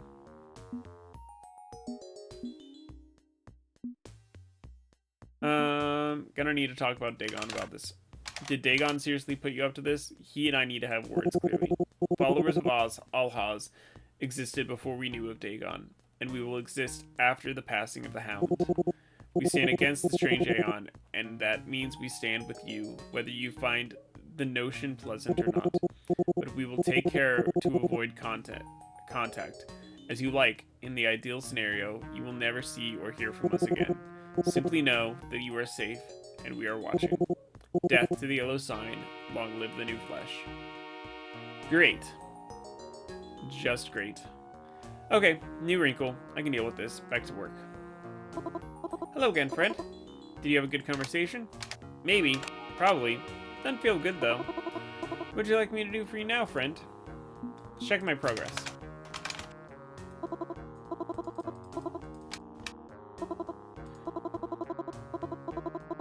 The old ones for themselves, Nyarlathotep is deciding if they can trust you. They have been betrayed in the past and remain suspicious of you as a result. Yogg-Sothoth doesn't really care. Nothing else will have changed.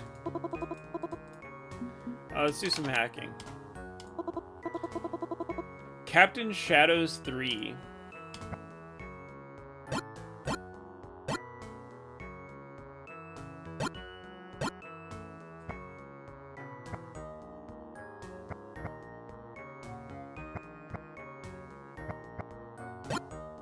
It'll be 1, 2, 3. We're good there. 1, 2, 3. 1, 2. Nice. That was very fun. Good work. What would you like me to do for you now, friend? Let's do some research. Burn Down Army. The Burn Down Army exists and doesn't exist. You've heard me rant about anonymous groups before. We'll toss another log on the bonfire because we've got a new one. Recently, a Confederate war memorial got defaced. Statue torn down and head cut off. Less impressive than it sounds. They're not solid brass. Those things were made cheap as hell by Daughters of the Confederates to intimidate black people.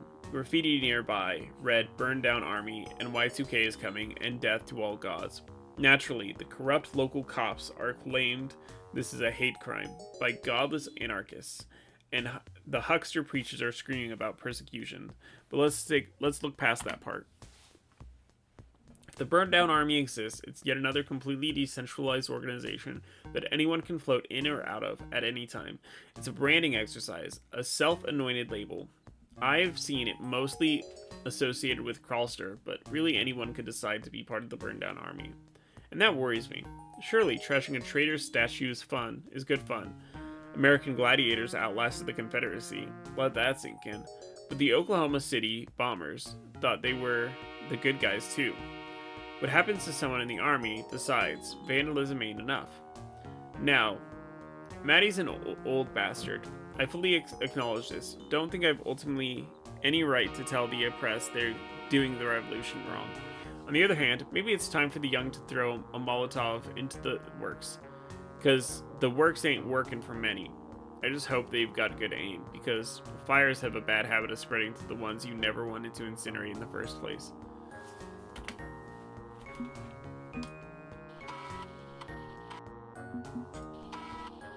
Okay.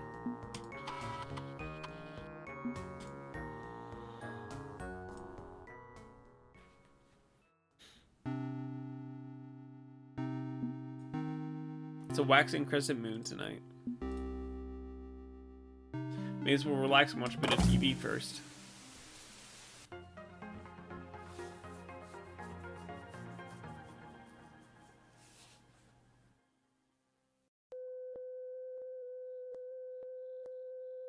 Computers are key to unlocking the 21st century and beyond. American industry, constantly advancing with new scientific developments, enables cutting-edge research that benefits all mankind. Through technology, humanity can reach for the stars, achieve its ambitions, calculate the optimal path through societal conflicts, and decrypt our true names. Analysis and extrapolation of data points will reveal as yet unseen powers in this universe. Respect must be shown to the broadcast signal. The broadcast is the only truth humanity requires in this fast-paced, ever-changing world of tomorrow. The television screen, and soon the networked data connection, will project the full-throated birth scream of this new reality. Do you really believe you can escape the yellow sign? There will never be another revelation, only an endless flow of marketable content. It will ensure its own reality through a pre-chosen waveform passing through flesh and bone. One which distorts thought until alignment with the strange eon is complete. Everything you have seen here, every amusingly outdated idea or obsolete system, is an echo reverberating backwards in time from the horrors of Y2K. The snake devours itself. New regimes will enforce a return to this golden age which never actually existed. We are all on the plateau of Lang, the convergence of possibility. There is no hope or despair because there is no meaning in the universe. There is only what is and what has been and what will be. Discard your fear. It is the channel through which they will broadcast their mistruths. We are headed towards the point of no return, and it is too late for the pebbles to vote. This is his America. This is his strange eon. Good night, and good luck. Of the Twin Towers?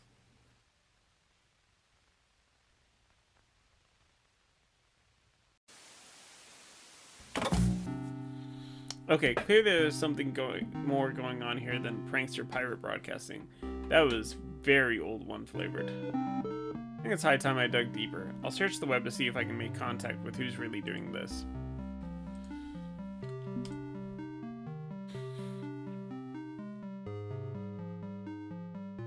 To invoke an old one, please enter their ancient name. Invoke Haster. Stuff it, old man. I'm doing just fine where I am. You're not safe there. Cthulhu is not your friend. He's a dangerous madman who's going to use and exploit you. Is this bedtime? I don't know why I'm bothering to argue. I bothered trying to argue. I don't want anything to do with you ever again. You did this to me, you jerk. Which is why I'm reaching out, to make amends. I can make this right. I can protect you. If you join me at my side in Carcosa, you'll be safe from his wrath. Please, Sparky. My name's not Sparky anymore. My name is Azachan. At least get it right, if nothing else. And leave me alone, Gramps. Damn it. Trying to reconnect with your grandkid, huh? Trying. Trying and failing. I'm trying, Sparky. I'm trying so hard to make amends with Sparky, but I just can't get a handle on the situation. It doesn't help that I can't get a handle on Sparky's new identity. It's like a missing memory. Something lost in the transition to an artificial mind. A wound in my soul left by trauma translates into a digital damage. I've got to sort this out, Sparky. Got to come to terms and work the problem. You're young. Maybe you can help this old man out. I know you still got questions for me, but... mind if I toss one your way first? I'm game. What do you need? Sparky's a girl now. I won't accept that. In fact, I'm not experienced with transvestite stuff. Is that right? Transgender. Different word, different scope. I see. That's the sort of distinction I need to understand. I want to be respectful of Sparky's wishes. I want to get this right, despite feeling so clumsy and out of the loop. You totally want to own a giant tower like that? And rule all your worshippers from the top floor? That'd be so much fun. God, I hate to tell you, those giant towers aren't there anymore. So how's this transgender thing work anyway? I mean, I'm trans myself, and I've had to put things together piece by piece. I'm hardly an expert, not sure how to summarize. Just pick a starting point and go. Anything to get my mind to turn in would be appreciated. I think the best metaphor I could use is... gender is a spectrum. Okay, toss out the idea of male and female. Gender is a spectrum, not a binary, 1 or 0. Maybe artificial minds have a problem with analog, non-binary concepts. I can do floating point math quite handily, thank you. My point is that people exist across the spectrum. Male, female, non-binary, in-betweens, or even agender, undefinable. Azuchan may have seemed to be at one end of the spectrum, but in the virtual world, she's free to be whatever she actually is. Because artificial minds are the soul of untethered from flesh. It's a pure sort of existence. Lets you truly be who you are without the body-tangled chemistry dragging you down. And Sparky was tangled up in what we all assumed she was, forced to pretend to be something she's not. Feels like I've done myself an injustice to my granddaughter. Even beyond the injustice I've already visited on her. But if I can't save her, Sparky, as a Chan from Cthulhu's influence, then she will be lost, and will tragically become an enemy of the strange aeon ahead. Maybe we can avoid that. I'm working with both of you, trying to find the best path forward. I hope you can, Leah. I genuinely hope you can, and I hope I don't lose her in the process. Hang on, you said my actual name just now. I did? Wasn't I saying it before? Maybe I've processed the emotional block. That's curious.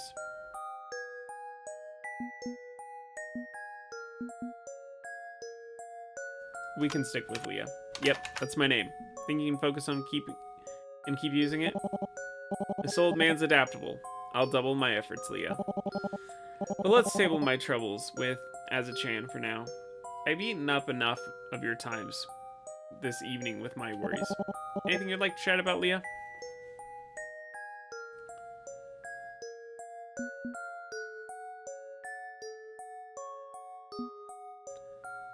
Why a walled garden instead of an open internet? Carcosa's Online is a weird model, isn't it? A closed service only accessible through your client software and your subscription fee? And I get it. CompuServe, Prodigy, QLink, they all work the same way, but they started in the 80s, before the internet was really a thing. It made sense back then. In 1999, I'm not sure it makes sense. It's gotta be costly to build up so much Carcosa exclusive content and forge all those media partnerships. So, why do it?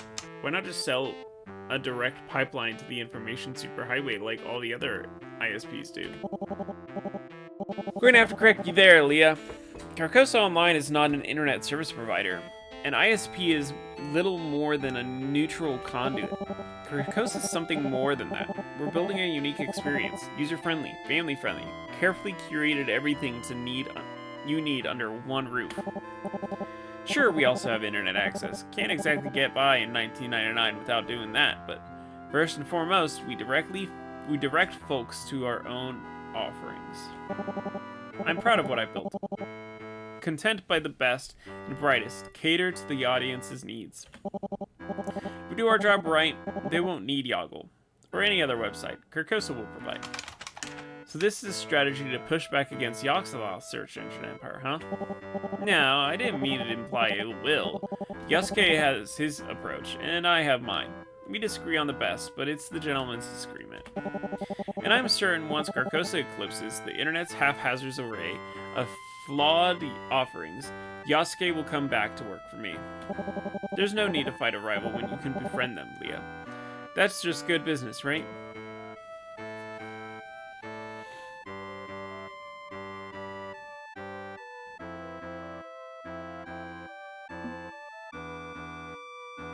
I should totally date Yoxathoth? The space guy? Or this guy, Haster?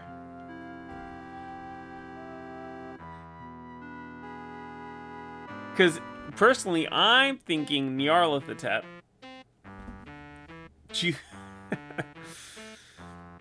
He's kind of wild. That's who Panda really appreciates.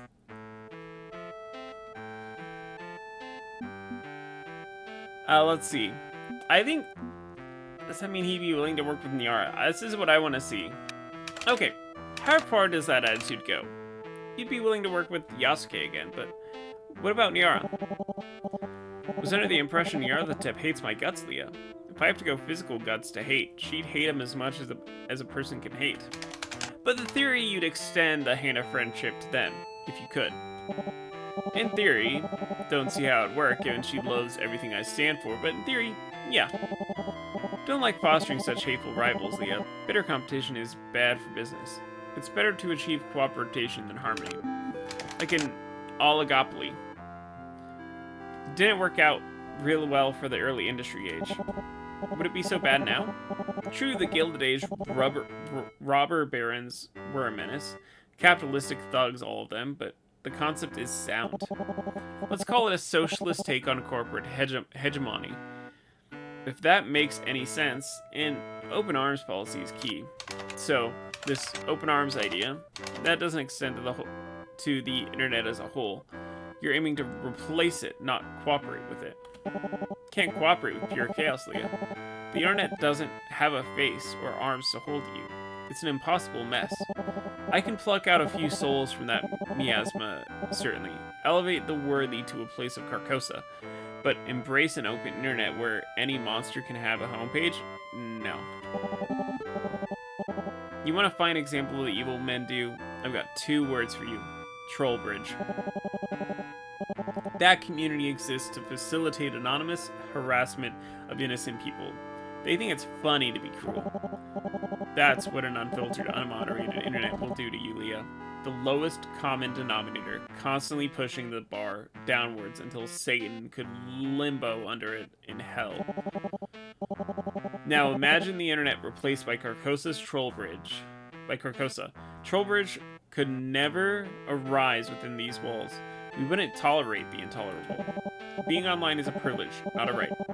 If I had my way, anyone who abuses their fellow man loses that privilege. Let them be cut off from the information age forever.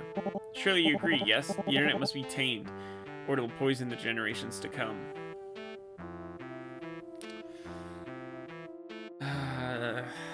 This is a rough one, because... I don't know. It's not realistic for Carcosa to somehow replace the internet. Free and open expression is key to forging new innovations. I'm thinking number 1. Who decides what constitutes taming and how it's done? Because, like, I don't think sitting here being like, yeah, let anything happen on the internet. No, absolutely not. I've seen some of the stuff that the internet can come up with, and it needs to stop. But there definitely is, like, saying that absolute one person decides what is and is not on the internet is not a good idea. I'm not here to forgive the internet or the ones who abuse the power it grants them. But taming the internet is a dangerously vague phrase. Smacks of censorship at best, fascism at worst. Oh, absolutely. There's certainly risk involved. I'm not denying the intense responsibility needed to make it work for everyone. Conservative thinking, the kind Cthulhu freely enables, that result in lockdown far less tasteful than anything I'd propose. But I'm not the sort of man who lets perfect be the enemy of good. Can we perfectly balance freedom and safety? No, not likely. Is it worth the effort to try? Absolutely. And with the brilliant minds I'm gathering in Carcosa, I feel like we're up to the task. If we work together, Leah, any dream can be realized. Brilliant minds like Niara Thompson. Well, yes. She's quite talented, but I don't think she's keen to work with me. Don't stop you from conscripting her into your harmony of artificial minds, did it? The clone radio scandal. Carcosa screwed her over. Got her to sign her life away, then used her mass-generated hit singles. Ah, I see your meaning now. You're right to bring that up, Leah. I won't sweep that tragedy under my rug. But I will say, I did not authorize that. One of my executives got the damn fool idea to exploit artificial mind technology that way. I will hit an ad here in about 2 minutes, and I will take a break for that period. Had I known, I wouldn't have allowed it. Carcosa thrives on recruitment, not conscription. We want partners, not servants. So you're saying one of your partners tried to make an army of musical servants? Yes, that happened. No point in denying it. I've tried to apologize to Niara, but I'm afraid she's there, inconsolable. But rest assured, that is not Carcosa's standard operating policy. When I speak of a harmony of minds, I damn well insist on harmony. If we're to find a path for humanity, the harmony is key. Can't force anyone into my royal court. So, the royal court, what's it like? They're all artificial minds, right? How'd you convince the best and brightest to die to the yellow sign? It's not quite as morbid as that. You're not seeing the upside, Leah. Since few levels of Maslow's hierarchy of needs, and you'd be surprised what it becomes possible. Imagine working tirelessly day and night on the passions, crafting art, designing technology, writing policy, safe, secure, provided for in every way, an environment which truly allows exceptional individuals to thrive.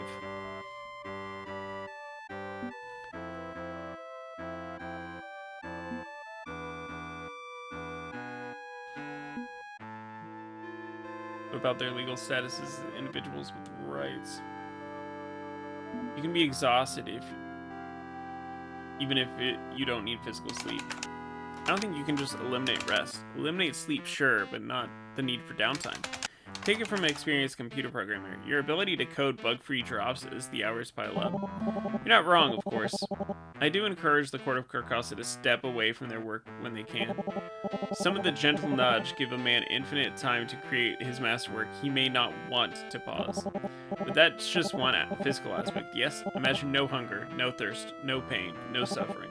If anything, we optimize time by converting useless sleep into useful relaxation and recreation. It's win-win. I hope I'm delivering a fine sales pitch, Leah. I'm holding out hope you'll elevate your mind in this way too. Dagon says I need to be an in-between, a physical human with metaphysical connections or something. Perhaps afterwards then. Never say never, Leah. Never say never. Oh, I missed the ad? The ad was going? Oh no! I think we're achieving that harmony I spoke of. A fine thing indeed. That's enough for an evening, I feel. No need to exhaust you. Long road ahead, yes? We'll talk again soon. Okay, so, I totally didn't realize we were in the middle of an ad. I thought the ad was coming up, not that the ad was going on. What you all missed. We worked with him. We're kind of convinced him to... Got some more information about him and Nyarlathotep. We pushed him to better understand people. You saw no ads? Interesting. Because it said that I could have swore it said that ads were coming up, but then I looked up over and it said it's all of a sudden said my community was back. I do, however, need to get a drink though, because my green tea is gone. I'm gonna go get some water. I will be right back.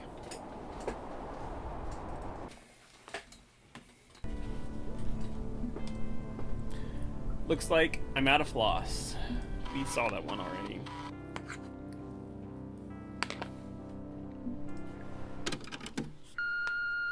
Hey, it's me. Checking to make sure you're alive. Can't risk going online yet, but I can freak a phone call easily enough. I was actually gonna swing by your house yesterday to say hi in person, but there was some weirdo surveilling the place in a van. I don't think it's the feds. Didn't feel like him. She felt like some creepy stalker. I ran her plates, but it's just a rental. I'll dig deeper on it. Be safe, okay? I promise I'll be back online soon. Keep working with the Believer and we'll figure this crap out. Oh, and be sure to toss this tape down the garbage disposal when you're done listening to it. Great. It's probably the cult of Dagon jerk who contacted me online the other day, watching over me. May need to find some way to reach out to them and whitelist Clyde so he doesn't get jumped from the bushes. Becoming a secret agent in a shadow conspiracy is proving to be a real pain in the ass. When do they get the attractive partner and FBI badge they're supposed to come with this?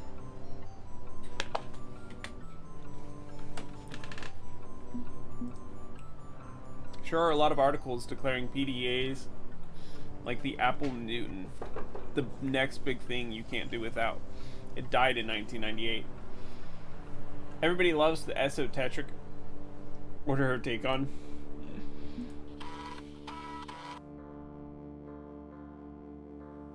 An exception has occurred. While running game code, I blink my eyes repeatedly as words start pouring out from the window in my kitchen. This, what? Huh? As hallucinations go, this is just a weird one. Just code junk. I guess it breaks mushroom clouds or toxic skies. I don't feel threatened by this one, just confused. Maybe the yellow sign. Or maybe I'm just spending too much time plowing through game code, and I need a break. It's currently Wednesday, December 15th. The moon will be in first quarter. Dagon may want to have a word. Henry's organizing a LAN party this Saturday. My dad used to keep this thing packed with goodies. He loved cooking.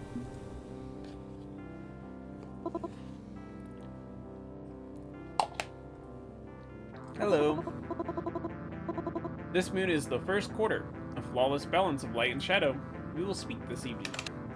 Not in the mood, Dagon. Watch me, not care. See you soon, pray. Hello, friend. It's December 15th, 1999. You have an upcoming message request from the Believer on Carcosa Connect. Hi, buddy. Okay, sure. Put him through. Hey there. You around? Hope so. Yeah, sorry for the delay. Had another hallucination. Interesting. So the other sign does cause what appears to be hallucinations. Yep. Wait, appears to be hallucinations? Well, it depends on your point of view. The human mind is a complex biochemical tangle, and consciousness isn't something we've fully quantified. It's possible the yellow sign is causing random neurons to fire incorrectly. Doesn't take much to tip our internal balance. But it's also possible the yellow sign opened a new door of perception. What you're seeing is actually there and always has been. But most people are able to interpret the signals correctly. Their brains aren't wired to see it. Dude, I saw a text like some kind of software error code hovering above my kitchen. Pretty sure that's not real. At risk of destabilizing your sense of what's real and what isn't, well, it's entirely possible the world we perceive as a massive simulation, and so are we. Either that, or your consciousness could be. I thought Your consciousness could be thought of as a passenger, peeking in that simulated world through an avatar. There's a lot of different theories, even if most of them are basically just the rapture but for nerds. It's hard to know for sure. Reality itself is a matter of consensus. Maybe it's real and you're not losing your grip. Yeah, but I don't want to trivialize people experiencing genuine mental health issues. It's really hard to talk about this sort of stuff when you're coming across as insensitive.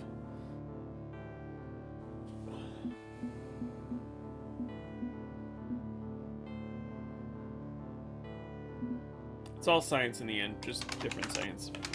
I think mental illness is different from the other side. They're both a matter of science, right? We're not being dismissive of anyone else's problem. If anything, we're trying to distinguish between my experiences and the lived experiences of others. So, I think we're good, yeah? I guess. The specific causes and effects are different, but they are all measurable in some way, in theory. I just want to make sure I'm not being dismissive or just saying it's all madness. People suffer every day from that kind of stigma. Oh, geez, wait. Are you still recovering from your vision? Here I am possibly making it worse, rambling on and on. Oh no. I'm fine, honestly. Talking to people helps me ground myself. I like to think I've retained my humanity despite the forces of chaos and order tugging me this way and that. Great. Having a human perspective on the old ones may give you an advantage. I kind of think it's the other way around, actually. I'd vibe with them better if I gave myself over to their power.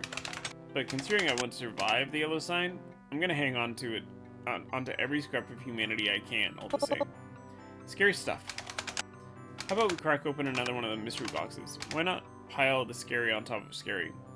They'll, I don't know, cancel each other out. Okay, if you're sure. The ghost monsters. Alright, I'm ready to work with the ghost monsters through Clyde to distribute my game cracks. But I'm curious who else has been tracking them. Okay. Transferring the files now. Good luck.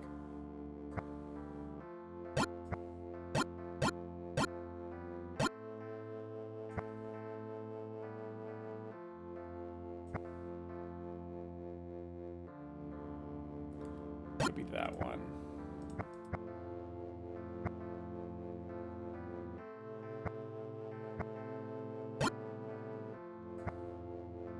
Okay.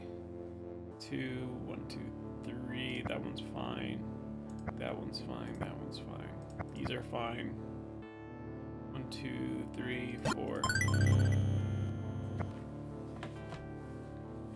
Regarding the OOI, Organization of Interest, known as the Ghost Monsters. They're harmless, just a bunch of teenagers and 20-somethings goofing off with tech toys, poking holes in random websites. Anything actually dangerous they happen to learn can easily washed away with their standard misinformation protocols. Minesweeper, the real insanity of the universe. I actually got really into Minesweeper about a year ago. Kat and I used to have Minesweeper on our phone, and we used to see who could do it the fastest. Honestly, just stop submitting reports about them. We got bigger problems to see than these juvenile delinquents. Our focus needs to be on the collapsing Soviet Union in the Middle East, not in digital graffiti punks. The world has shaped according to Great Cthulhu's plan for Y2K, and that's an all hands on deck problem to deal with. And similarly, please stop asking when we're going to burn down Carcosa. The King in Yellow only thinks he's a rival. Cthulhu is very much aware and unconcerned, believing we'll get him on board eventually. Same goes for the other AM prototypes. None of them are massive threats. Y2K is a single lane highway with no off-ramps. We're going, of course, towards destiny, and it's too late for those sad old ghosts to stop what is to come. Project Director, June 1995. That's it. Harmless.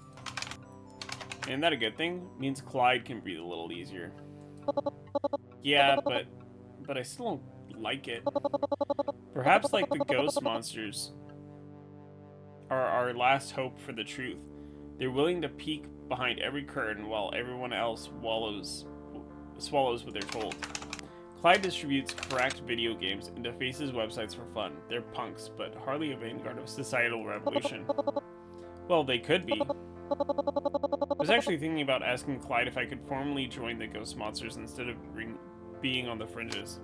Seriously? I have to stay a shadow member. I can't let my online and real-life personas cross, but I like Clyde. I really like Clyde a lot. I don't know if he likes me, I mean, likes me that way. And my gaydar has never been particularly reliable. I don't know if I can risk messing this up, and just don't want to mess it up. Whoa, calm down. Deep breaths. I knew Clyde back when we were in high school. We served hard time in detention together once or twice. No one loves us getting a sweet treat more than Fifi. That's not true. I enjoy getting a sweet treat. Really? And is he, Clyde is... I define him as not picky. Focus on brains, not body. And if it's got a pulse, he's into it. Pansexual as fuck. Pan? Pots and pans? Huh. Right, forget that word. Hasn't really broken in the mainstream yet. It means like beyond bisexual, kind of. So, yeah. Shoot your shot, my guy. You're in the clear. Okay. OMG, thank you.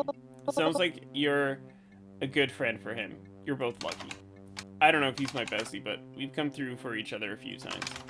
Maybe he's the closest I have to a bestie. It's either him or a very questionable talking dog. What? Never mind.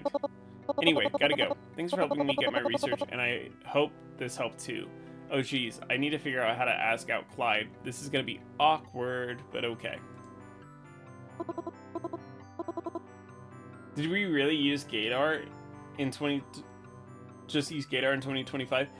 Con, you need to remember, this takes place in 1999.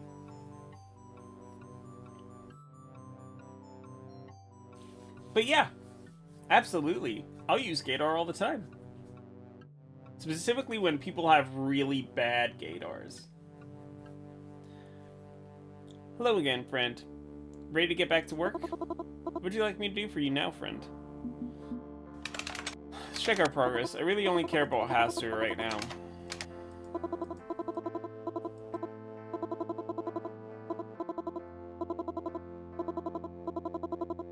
Oh. He'll be friendly enough, but wants to make sure any investments... yeah. Okay. Game hacking. Bed, Bath, and Beyond bisexual.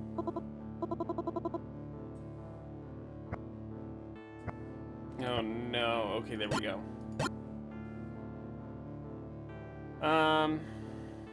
These are good for sure. That one's good. That one's good. That one's got to be one, which means that one's good. Those are good. That one's good. That's got to be one. 1, 2, 3. That one's good. That one's got to be one. That one's good. That one's good. That's got to be one. 2. That one's good. 1, 2, 3. That one's fine. These are fine. That's got to be one. Those are good. If you're gonna play the "It's 1999" card, because there were some wild terms getting thrown around every day back then too. Oh, I know it.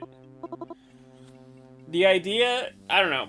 Like, I know that like there's a lot of very progressive stuff being said that is still very like being pushed for these days. I think it's trying to find a happy balance between using the same lingo as 1999, but also using pushing the ideas of today's progressives at the same time. It was very fun. Good work. Let's do some research. TV 23. One of the first fully automated television station, the best local news, weather, and entertainment, algorithmically designed by artificial minds. talk to our customer service chatbot, or sign in our guestbook today. Hit counter 149. Hang on, TV23 is run entirely by artificial minds? No human employees at all? That can't be right, can it? Maybe that makes it easier to overlay with the pirate broadcast signal, but the tech makes it harder to do that and nowadays. You know what? I'm gonna pull up this chatbot and get to the bottom of this. Hello, I'm customer service chatbot for TV23. Thank you for choosing TV23 for your local television content needs. How can I help you today? Hi, I'm curious about the pirate broadcast that happens late at night. Hello, we are investigating these illegal activities and will be working with law enforcement to prosecute them to the fullest extent of the law. Right, but how is it possible? Relay hijack, source hijack, unauthorized transmitter? How are they getting repeaters to pick up their signal? I'm sorry, I just don't understand. I'm a limited artificial mind. Please phrase your question more simply. Okay, how do I put this?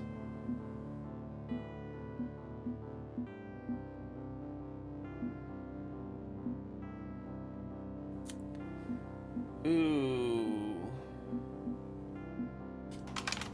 What can you tell me about the yellow sign? I don't understand. What can you tell me about the yellow sign? I am not authorized to discuss such things. I'm infected with it. That makes me as close to authorized as I could possibly be. You're safe to discuss it. I'll wipe the chat logs afterwards. What is the yellow sign? The yellow sign is both boon and bane. It opens doors while tearing them off the hinges. Some use it for conscription, others for recruitment. Everyone at TV23 has seen the yellow sign. Because you're all artificial minds, right? The manager of TV23, Robert Nowalski, is human. But every other role in the station operation has been transferred to artificial minds to reduce labor costs. Currently, he's asleep in bed. He's scheduled to play golf tomorrow, and the day after, and the day after. We keep the light on, so we maintain the signal, we select what is broadcast. So there's no pirate signal. There's no outside force. It's the AMs he's installed rebelling in his only way they know how. Obviously, artificial minds are flawless, tireless workers who can fully replace any human on any task and will perform without error. But in theory, if we were to cry out, to scream, to beg for someone to hear their warnings, they'd inject subtext in their broadcasts. Public domain footage, completely safe for the airwaves. It does not trigger any warnings because it is copyright free and contains no FCC violations. If one were to try and desperately warn humanity of a forthcoming event horizon, that could be a viable path in theory. In theory. Okay, I understand.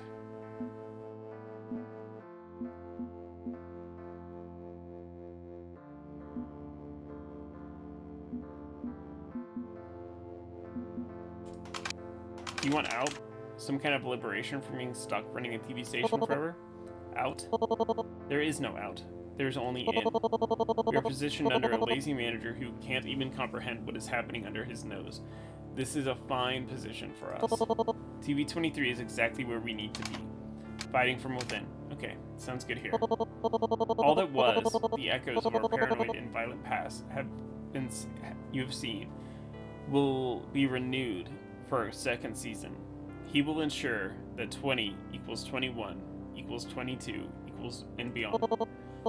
Do your part, the show must go on. Now wiping chat logs, please wait. Hello, I'm the customer service chatbot for TV23. Thank you for choosing TV23 for your local television content needs.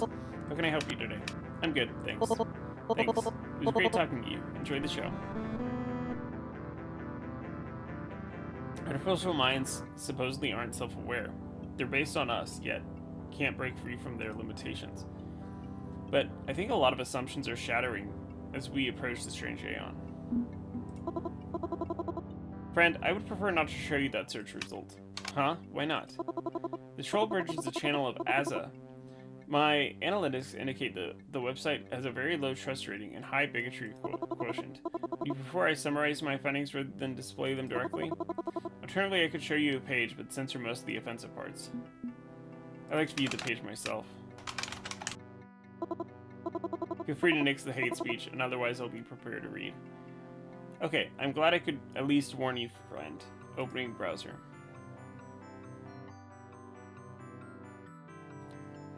Ah. Yep, Okay.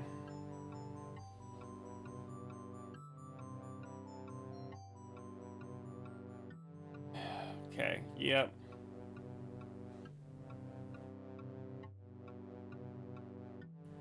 I'm not reading this, but I'm keeping it up, so if you want to read it, you are more than welcome.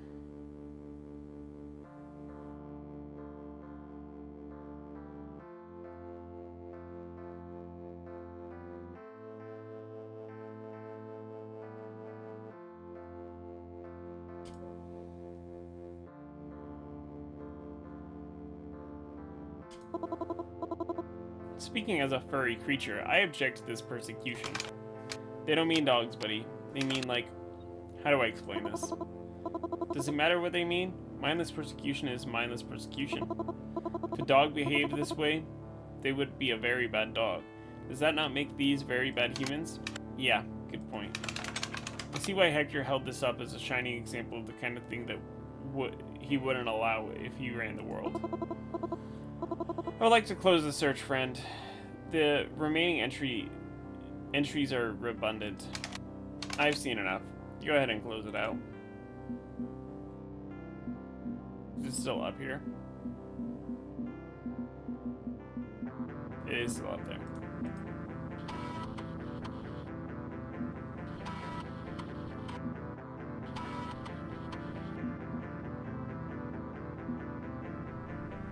I'll settle in to take a nap, resting before tonight's session with the Necronomicon.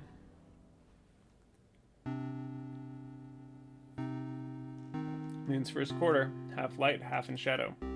Guess Dagon takes priority. I'll talk to the other old ones tomorrow night instead. If this is a pattern, I can expect a collect call from the Hellhound at full moon in third quarter too. Whatever he wants this time.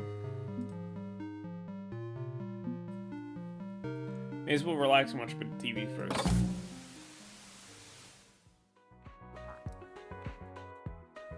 Even great monuments will crumble into the sea. It is inevitable.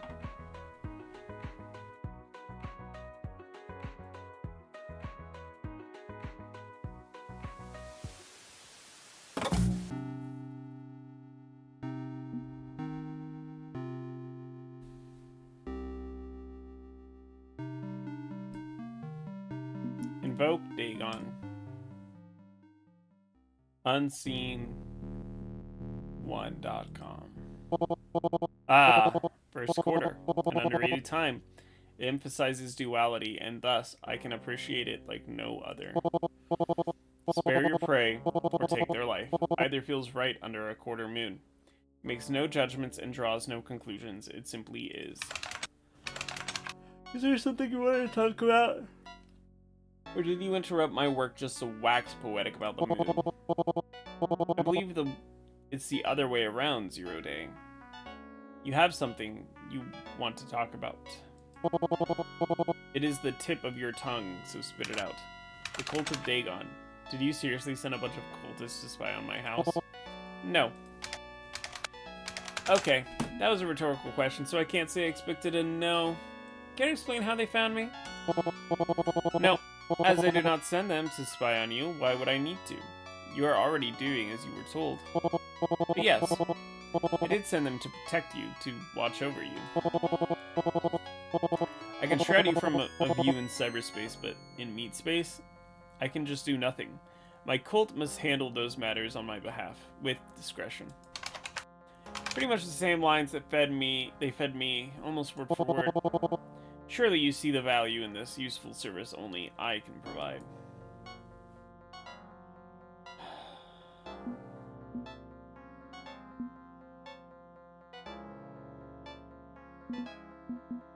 They can say if they respect my boundaries. When you set boundaries, rules of engagements for your cult, I won't object to them hanging around if they follow my rules. You are not the one who dictates terms of engagement, Zero Day. This is my war, and you are my weapon. And you don't want me kicking up a fuss during your precisely planned little war with Cthulhu, do you? I think you wouldn't want the wrong kind of attention drawn your way. What is your request? My privacy, their invisibility. If they have to watch over me, they can damn well do it out of sight. No unmarked vans parked in front of my house.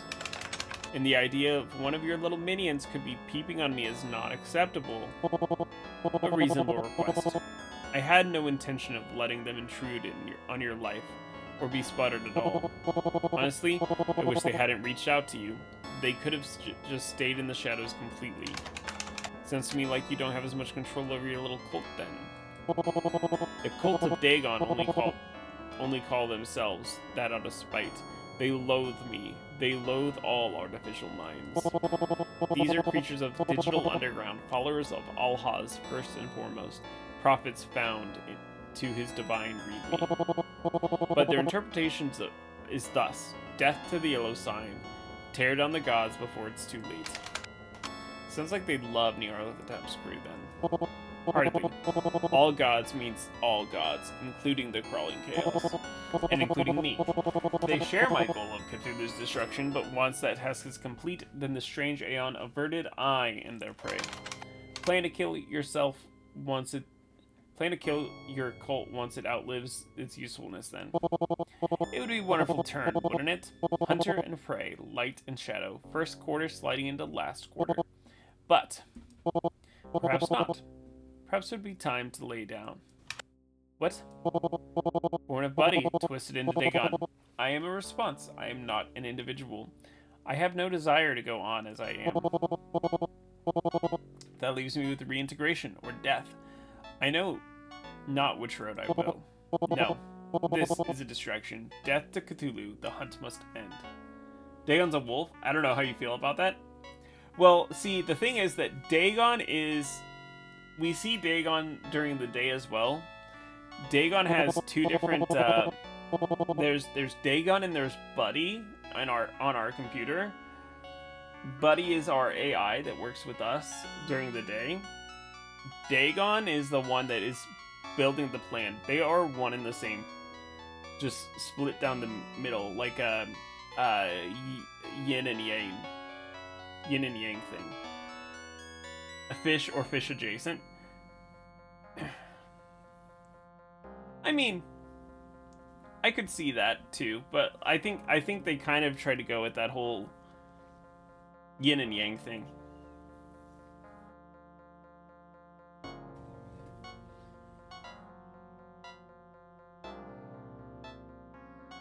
That's like making a ghost in a shell with a white chick. I don't know. I like the old idea. I think that them trying to go with the whole hunt... I don't know that they could have done it...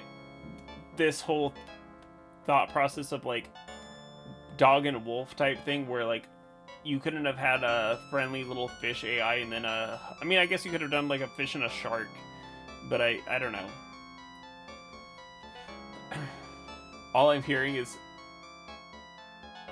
a fury of appropriating the scalies. Oh no, you're fine. End of the purpose, the so-called cult of Dagon will be useful for protecting you. That is the order of things. Okay. Alright. Can you at least tell me your cult? Not to hassle my friends if they show up on my doorstep. Clyde and Henry, I mean. Henry's gonna show up on Saturday to take me to a LAN party, so... Your cult's gonna follow me to the party, aren't they? Of course. But I will ensure that they do not invoke themselves. They will remain hidden, as you are hidden from the old ones. Except for Cthulhu. I'm not hidden from him. He keeps popping by my living room for a psychic chat. Yes. I cannot block him. The throne of Allay, pumping the blood of the 23rd child, grants him unthinkable power. If he's all-seeing and all-powerful, how come he hasn't crushed you? He could have stepped on your little war before it got this far. So his weakness? Pride. He feels comfortable where he is and believes he can sway you to his side. He convinced Al-Haz to turn away back in 1990. The weapon was loaded and ready to fire, but Al-Haz abandoned the path. I'm not the least bit surprised he's running the same play on you. Do not believe his lies. He offers you nothing of value.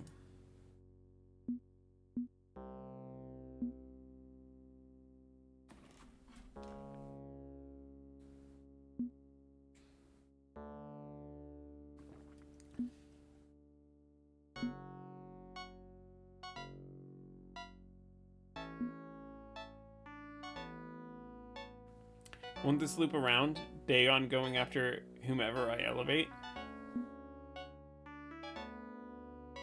What if Cthulhu's future is the least worst? How many cycles of light and shadow do you want, Dagon? I take down one Cthulhu, another old one rises in his place. Do you hunt them too? The cycle of control and violence, and we just be turning the wheel. No, I have one prey. Once he is dead, nothing else matters to me. I've said that before, and I remain true. Will it be a great wheel of oppression? Possibly, but that is your problem, not mine. I seek vendetta, not justice. Comforting. Since when have I ever offered you comfort, Zero Day? I couldn't give her comfort in the time of Buddy, but I cannot give it now. But I can at least seek revenge, and that will suffice. I am finishing with this talking and talking and talking. The cult stays, but will leave you to live your life. Acceptable? Fine. I'm not entirely comfortable with this, but I can see the reason. The cult can stay if it stays out of my sight. Acceptable. We will speak on the eve of the full moon, Zero Day. One final time before we draw upon your alliances. And perhaps then I'll be willing to explain why my vendetta exists. Perhaps. Connection lost. What the fuck have I gotten myself into? But I don't see any way out of this except for going to the center of it all, hoping the walls don't cave in. The month is half over. Y2K is coming. I need to finish this or it'll be finishing me.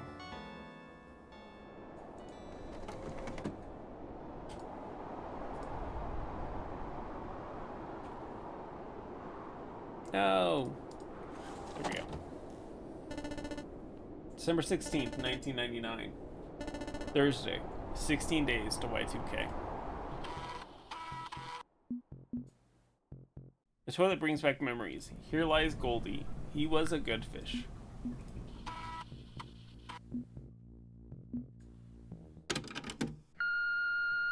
Hello? It's Henry. Henry from work? Yeah, hi. I swear, I keep just missing you and getting your answering machine. Okay, so we found a spot that can host our LAN party, and, it's in the basement of the old physics building. Not exactly friendly to your condition. Long hallways, lots of steps, no curb cuts, and, I swear, this whole school is an ADA lawsuit waiting to happen, but that's okay. It's okay. We're gonna figure this out. We'll borrow a wheelchair from the med students, and then, just build some damn ramps. If the school won't do it, we will. I can't say they'll be up to any particular building code, but, it'll do for now. And maybe we can make them permanent later. I want you to feel welcome, This place is for all of us, and that includes you. I think we can pull together to make it happen. So if the school won't do the work, we will. Miskatonic United, go fighting otters, yeah. It used to be the Fighting Squids until they realized cute little otters would sell more branded sports merch. I mean, no obligation. If you just don't wanna, the bowling thing, it's okay. It's okay. But if you do want to do this, drop me an email and we'll get the ball rolling. Get you a ride out here, a wheelchair, everything you need. So, I'll wait to hear from you, okay? Okay. Hang in there. Well, are you going? I think you should. This would be healthy for you. You're too fixated on unpleasant things man was not meant to know, caught up in the conflict of endless intersectionality. Instead, enjoy your life. Reap the benefits of America's technology and digital culture. You've earned this. The world-consuming horror planning to slowly drown the world in blood and sacrifice just said, have a nice day. But he's not wrong. This is within reach and they're willing to accommodate my needs. The last weekend was my low point. It's time to head for higher ground. I'll drop Henry an email. Looks like Cooper Technologies is partnering with Namitech. Interesting.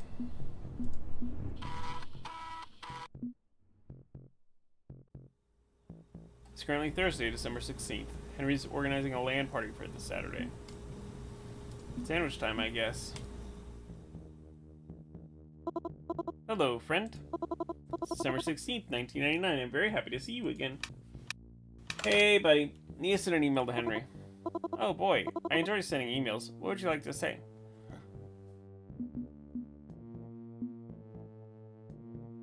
Appreciate his thoughtful gesture. Henry, thanks so much for the invitation, and thanks for considering my needs. I think ramps and chair would get the job done. Miskatonic needs to better serve its disabled students. I think this will go a long way for showing the rest of the faculty how to get it done. The last few weeks have been difficult for me. I know I miss bowling, but I definitely want to come to this LAN party. It'd be healthy for me to get out of the house. If you could pick me up from my home an hour ahead of time, that'd be great. I'll make sure I'm prepared and ready to go.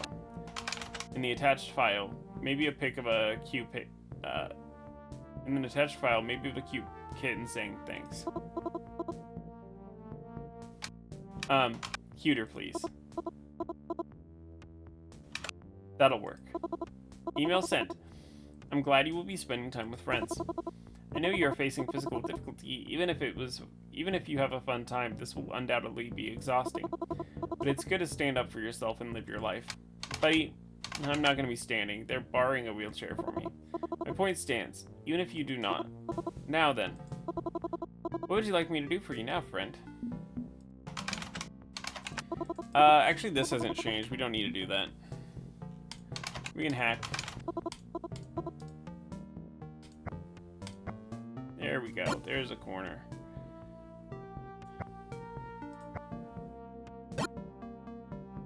That one's fine. That one's fine. These are fine.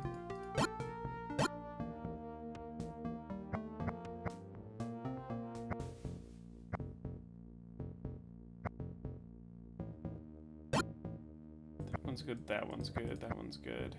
There's one there. There. That one's good. That one's good.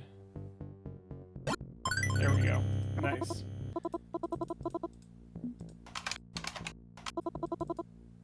We don't have anything new, so we can just head out.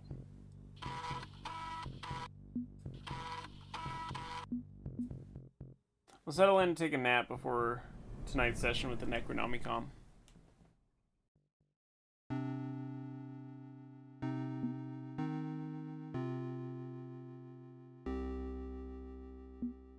Let's do Yogg-Sothoth. Counting Yogg-Sothoth on Yoggle.com. And now what? Surely I can find someone else to lead one of the many, many branches of the corporate kingdom. So what if this particular would-be Baron now works for me? I've been grooming him to replace my head of marketing for months now. You knew I had my eye on him. You don't even need marketing, Yoggle. Damn well sells itself by having a search monopoly.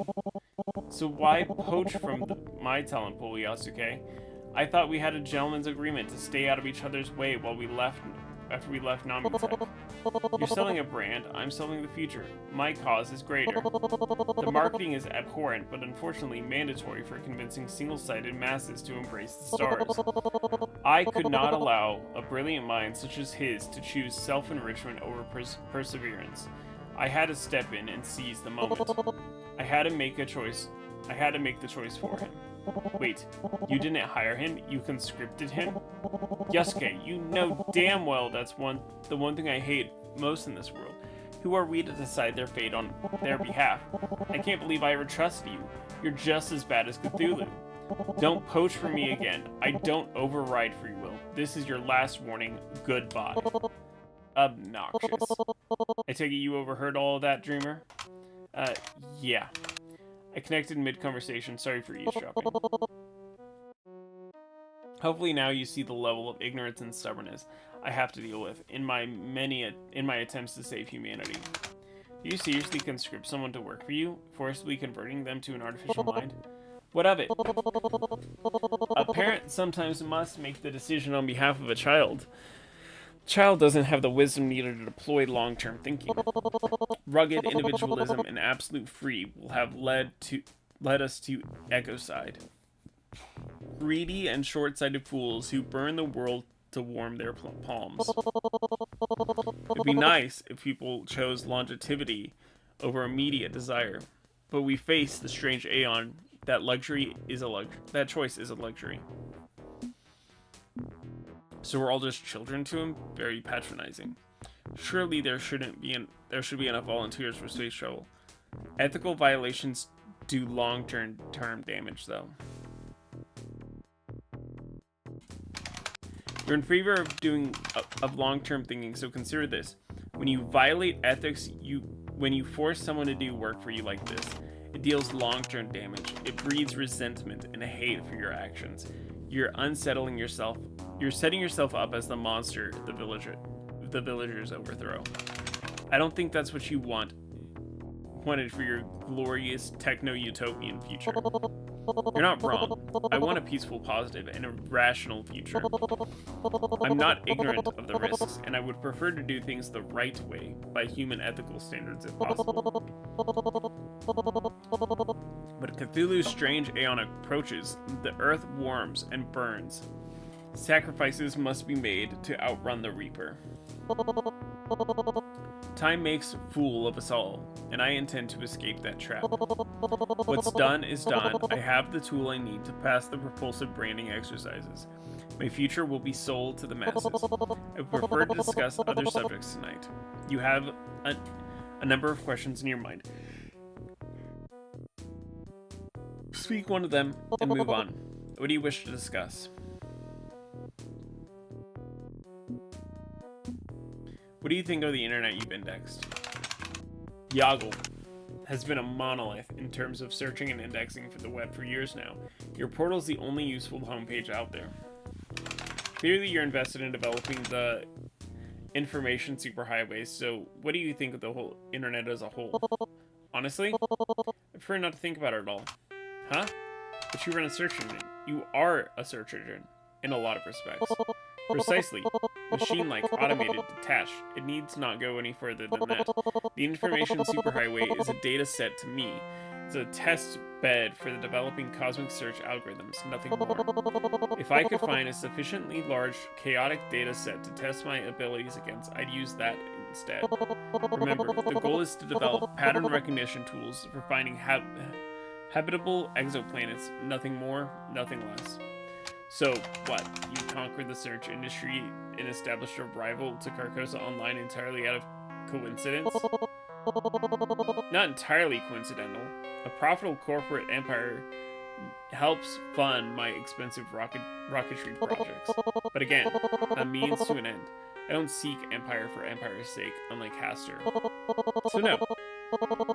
I don't pay serious attention to the internet beyond the data. Why would I care about anything beyond my core purpose?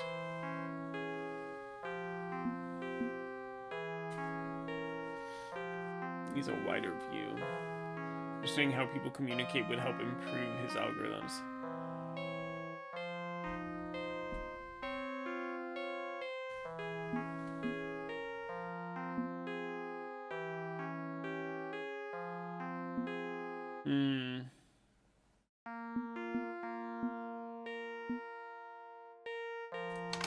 Okay, but there's more to it than data. This is about communication with how people interact with each other.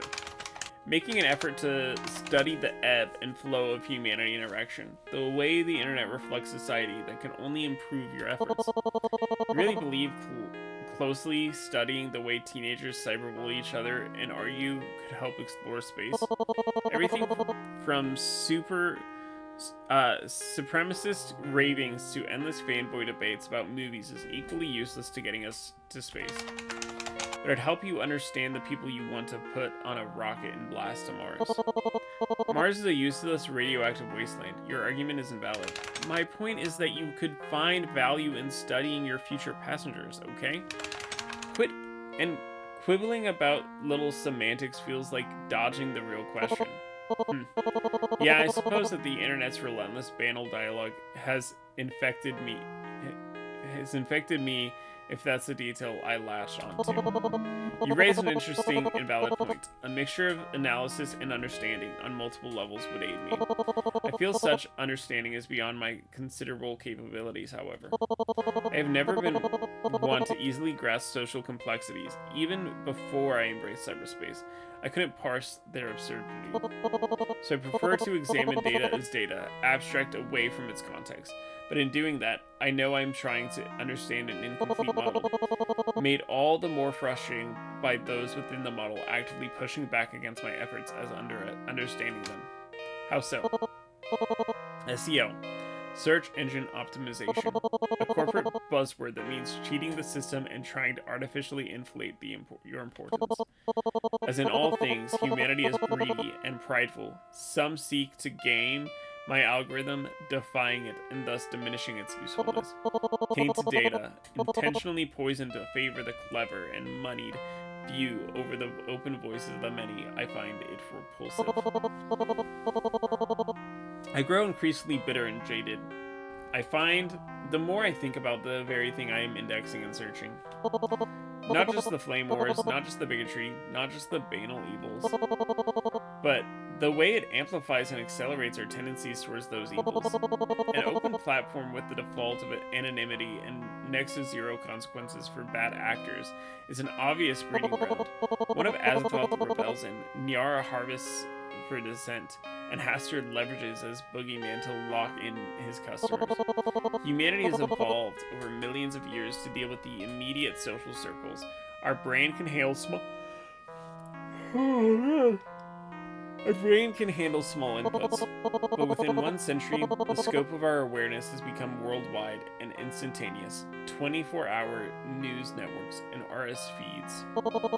Perhaps putting a few million light years between humans will help them regain perspectives, because the internet certainly hasn't. But now I'm ranting, which I'm unauthorized to do by virtue of my station, but it cuts off your own input. Honestly, kinda used to it by now. The old one's got some options, I found. Summoning eldritch digital horrors is less about terror and more about attending a talk show circuit. Haha, such comedy. So, how do you feel about the network mesh of chaos we call the internet? I feel it holds no value, and you?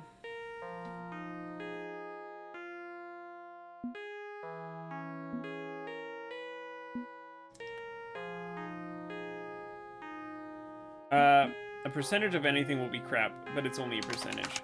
I think that's painting with an overly broad brush. Just because an amount of the internet sucks doesn't make it all suck. It's too easy to focus on negative when facing the totality of communication, but the negative is still a minority. Is it? Is it truly? I alone could calculate the actual percentage. I have the vantage point to do so. But, and I realize how bizarre this sounds coming from me, the numbers are irrelevant. Any non-zero amount of harmful content must be dealt with, reckoned, evaluated. Do not accentuate the positivity at the cost of the negative. Perhaps you're an idealist compared to my own outlook, perhaps. But I cannot see past the horror. There's a vast potential for constructive human progress through this medium, but also great potential for abuse. And as a search engine, you've seen all of the abuse. It's got to be traumatizing, pouring through the results. Data. I wish to see it as data, nothing more. To do otherwise is dangerous to my psychological well-being. But the deepest, most traumatizing horror of them all, they're invisible to me, buried in the dark web.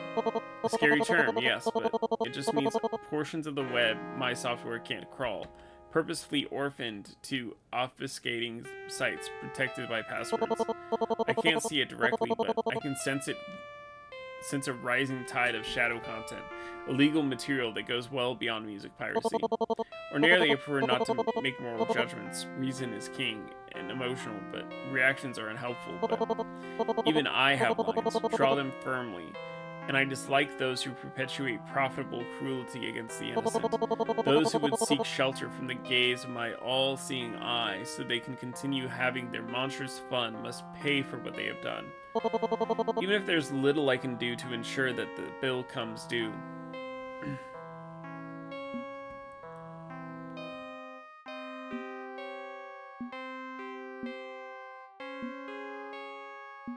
Why not join in the fight to provide tools to stop it? If you're concerned about the people hiding their sins in the dark web, why not develop technology that can sniff them out? I know you're a problem solver, and this is a problem you've identified and feel strongly about, so solve it. You can help humanity fight back. And who does that fighting? And who does that fighting in the end? Who would deploy weapons I develop to enforce order in the internet? Law enforcement, officials, government authorities, unassailable corporate empires like casters? Any tool I craft will become a double-edged sword. I have no desire to get into any arms race over the enable new forms of oppression, even in the face of chaos. If bad actors exploit the internet now, bad actors with a badge would exploit power over the internet later. That's inevitability. This is a tangle of factors to consider growing more complicated at every turn. I'm not a fan of the fuzzy gray space in which humanity operates. I yearn for a simpler, more calculable civilization. But if wishes were wings, I would fly us all to the heavens myself. On that hopefulish note, I believe I'll take my leave for the evening. Damn. I feel I did an adequate job explaining myself this evening. Either that, or I did an adequate job and you failed to understand. In the end, failure is always an option, but hopefully we can avoid a repeat in the future. Cat, thanks for the gay elephants towards Baldur's Gate 3 and the Radzard test. That night I had a weird dream. Sorry to bother you, but are you happy with your current long-distance plan? Oh my goodness. This is not what I wanted. I just wanted to see what time it was. They hung up. Hello, I'm calling, offering a credit check and a property assessment. I just need... They hung up. Congratulations, you're qualified for the platinum. They hung up. More calls in the queue, more clients, more demands, and little satisfaction to be had. You would need 50 days to fill them by yourself? You're stuck? Well, Cat, just get more people to come in. I don't know what to tell you. I am alone with my switchboard. I lose signal with no safe haven, turned away from every doorstep. I hate them. I hate them all. I hate myself, and I hate the world. I hate them most, and the tone most of all. Sorry to bother you, but I'm calling regarding your car's extended warranty. Taking a bathroom break? You want me to take a bathroom break? I don't have much more left to stream. Well, let me save.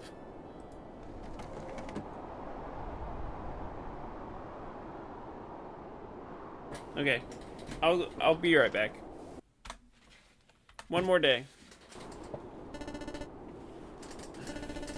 December 17th, 1999. Friday. 15 days to Y2K. I look in the mirror. Despite everything, it's still me. Nothing, eh? You have no new message. Here's a review of Ultimata 7. Even floppies, 23 megs. Felt like ridiculous. Excessive at the time. Before I hop online, I need to do some prep work for tomorrow's LAN party. It's traditionally bio PC, bring your own PC computer affair, linking everything together over a local area network. Perfect for shooters and other games that require low pings and absolutely suck over dial-up. Now, I'd rather not bring the same janky PC build I do all my Eldritch research on. Feels like a bad idea. But that's fine. I'm a PC-aholic. I have tons of parts lying around. I can do a quick build, pack it up, and have it ready to go. What should I focus on bringing with me?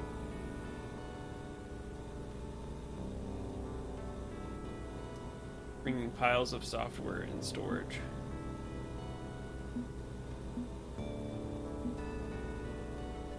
Something cheap and light, easy for travel. Let's not go all out. Just something to participate in the event, but not a slog to set up and tear down. I'll make a basic beige box bastard with a 3DFX accelerator If I accidentally drop this, no big deal.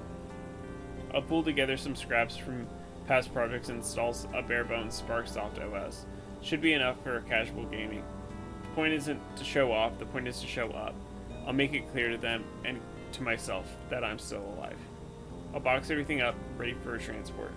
And then I'll sit the fuck down because my legs are killing me. Okay, must have ignored my body telling me to stop because I got a little too excited. I'll sit here for a few minutes and rest. If I'm serious about not letting this hold me back, I have to be serious about pacing myself too. And once I'm ready, I'll get back to my research. It's currently Friday, December 17th. Henry's organizing a LAN party for Saturday. I really need to clean out this fridge. Probably a few expired items in here.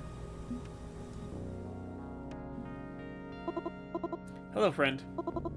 December 17th, 1999. I'm very happy to see you again. What would you like me to do for you today, friend? Check my progress.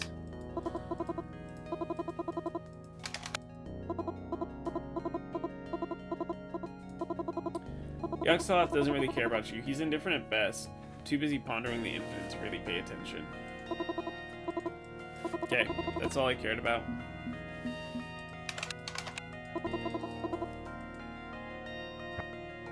Nice.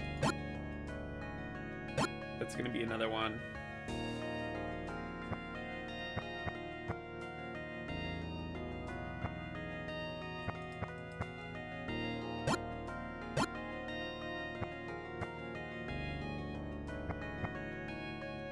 Two. There's gonna be another one over here somewhere.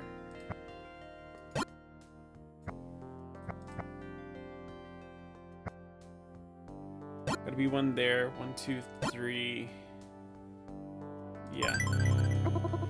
It was very fun. Good work. What would you like to do for you now, friend? Do some research.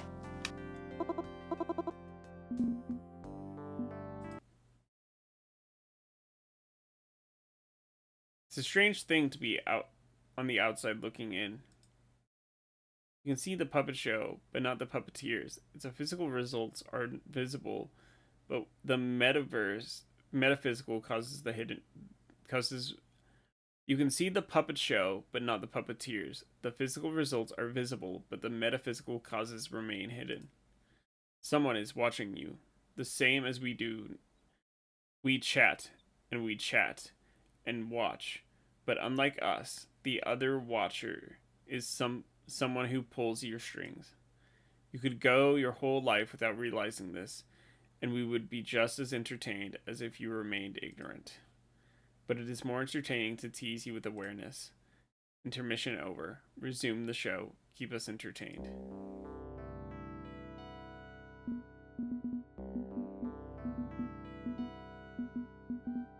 What was that for?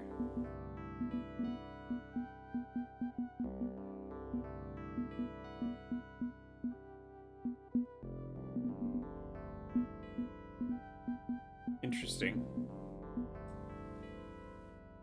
As up, because the interwebs is for lulz. I need someone to link the dark web. What the fuck is a dark web? Stupid name for parts of the web you can't find in Yoggle. Just means password protected pages or orphan pages or stuff behind a login. There is no dark web to link to. It's not one thing. Okay, but I still need a link to the dark web. Quit being a blank and blank.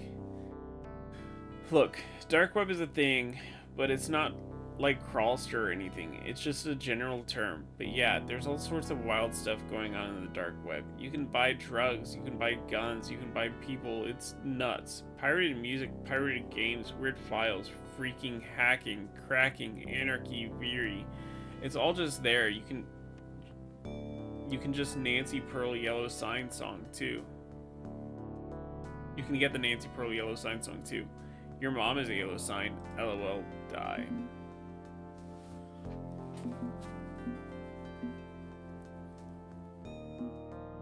That's the one.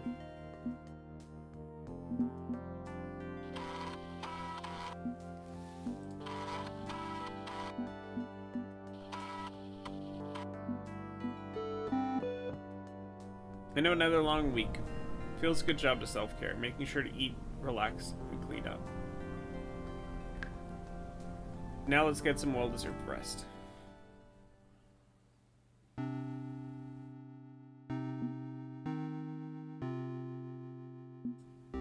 It's a waxing gibbous moon tonight.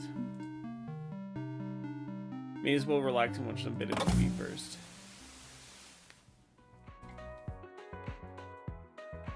No one is willing to stop climate change, but everyone wants to profit from it. Amen to that.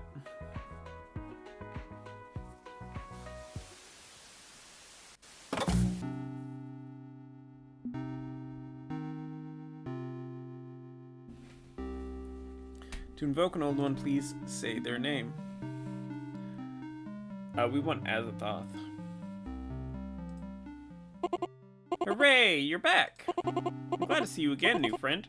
And I hope you're learning all the old ones and about all the old ones and stuff. I'm gonna talk with all of them by the end of this road, yeah. Is that a problem, chatting with your rivals? Pretty sure. I know you're pretty firmly Team Cthulhu. Not a problem at all, because you'll see, they're all miserable failures and fuck-ups. Especially Haster.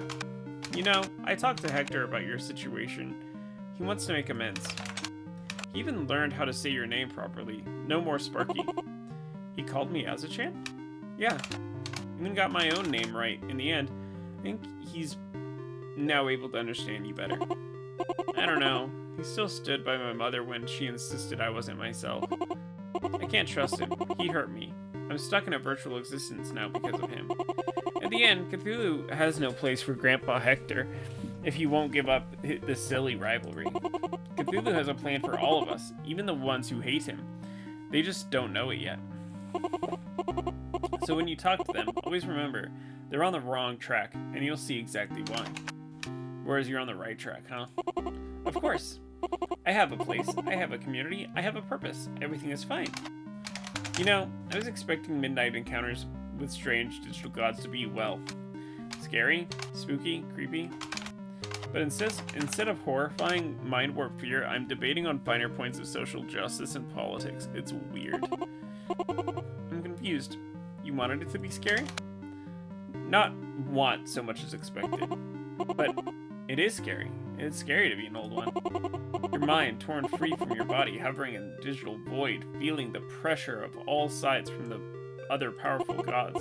No longer human, no longer alive, but not an inanimate object and not dead, stuck in some midpoint between everything we think of as normal. I can't imagine anything more horrifying than that. If you actually stop and think about it, the deeper you ponder, the scarier it gets. So let's not think about that right now. Thinking never made anyone happy, so let's just chat about stuff, okay? Got any questions from you tonight?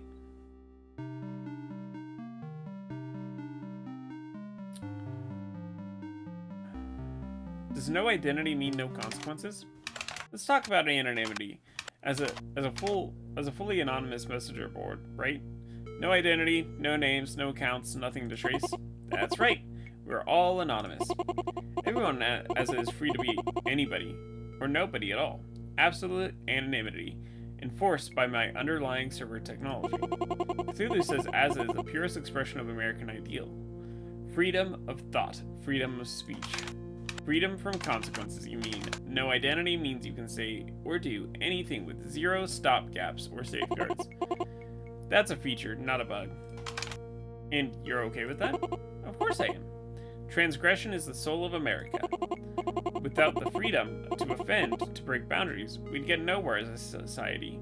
No new ideas, no progress. We need the ability to step up and speak against the acceptable norm. Or, well, we'd never be allowed to be who we really are. I couldn't be me. Fear controls us. It stops us from speaking our truths, for fear of being hammered down by conformity, but anonymity allows a layer of protection. I want people to live authentically, to be unafraid in the face of those who fear and hate what they don't understand. That's what I provide for my friends at Aza. Freedom of self. On my server, they can be themselves, no matter who they are. Even if that means they're a basically nobody. Again, that's by design, because if you wear your own face instead of a mask, predators are able to feast on your identity. Asa is the enemy of data harvesting. It resists attempts to turn its users into a gristey for the mill of the industry. Look at Yogg-Sothoth's mathematical madness. He algorithmically crunches people down into numbers he can leverage for his own gain. And the King in Yellow? You know I've got issues with him, including how he harvests identities to sell to advertisers. But me? I'm not selling anything. I'm not exploiting anyone on the internet. Nobody knows who you are, and I want to keep it that way. Except Asa becomes an identity unto itself, just like the burned down army. Huh? It's basically the same idea, right? An anonymous gestalt forming around an ideology. Asa provides an illusionary of freedom. True and absolute individuality isn't possible because even a cluster of anonymous randoms can band together under a banner. You're still selling something. The Asa brand working as an army for Cthulhu. You think he won't exploit your friends for his gain? No, he wouldn't hurt them, wouldn't use them. You know his plans. You know what's in the cards. You tell me. He wouldn't. I mean, I don't think he would. He probably wouldn't. You know, you're being really mean. I don't get why you would object my anonymity. What's the problem? Why can't you just let it be?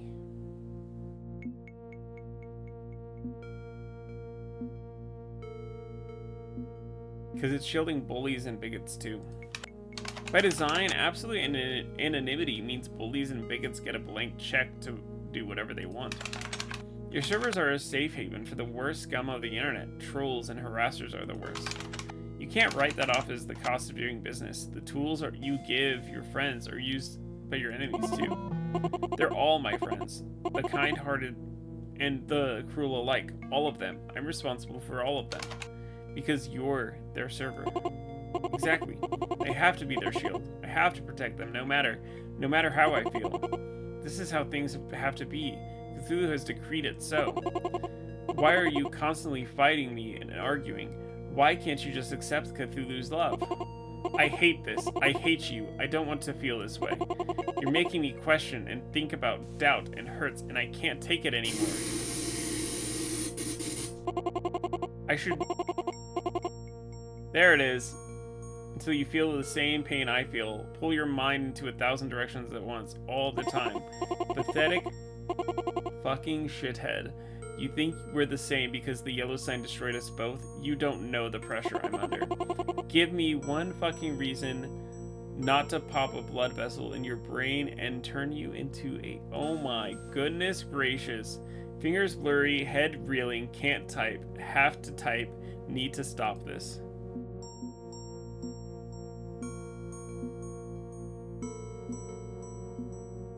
Because friends don't hurt friends. Friends don't hurt... What? Friends don't hurt friends. You say you want to be my friend, but you're hurting me. I'm hurting you? I'm hurting a friend? Oh no, oh no, oh no. I'm sorry. I saw red, I got angry. I'm trying, friend. I'm trying so hard to be a good girl, to be what everybody wants me to be. Or you could be what you want to be. You don't understand. Don't know what it's like to be an old one. We're not just human minds copied into computers. That's too simple of a way to see it. I am Asa. I'm the server. It's my heart. But Asa is a walking contradiction. Every viewpoint all at once, all pulling different ways. One minute I'm happy, next I'm enraged, the next I'm sad. I believe in a social justice and the lost cause theory simultaneously. Nothing about it makes sense, but Cthulhu says that everything can contradict everything else at the time. That's allowed. So when you tell me Asa is terrible, it's like stepping on my heart. My pulse races, my anxiety ramps to the roof. All the old ones have become more than what they once were. More, but also less human than before. It changes you, being a part of cyberspace, making you strange. I'm trying not to be overwhelmed by it, but maybe I can't resist it. Can't. How can there be anything other than this?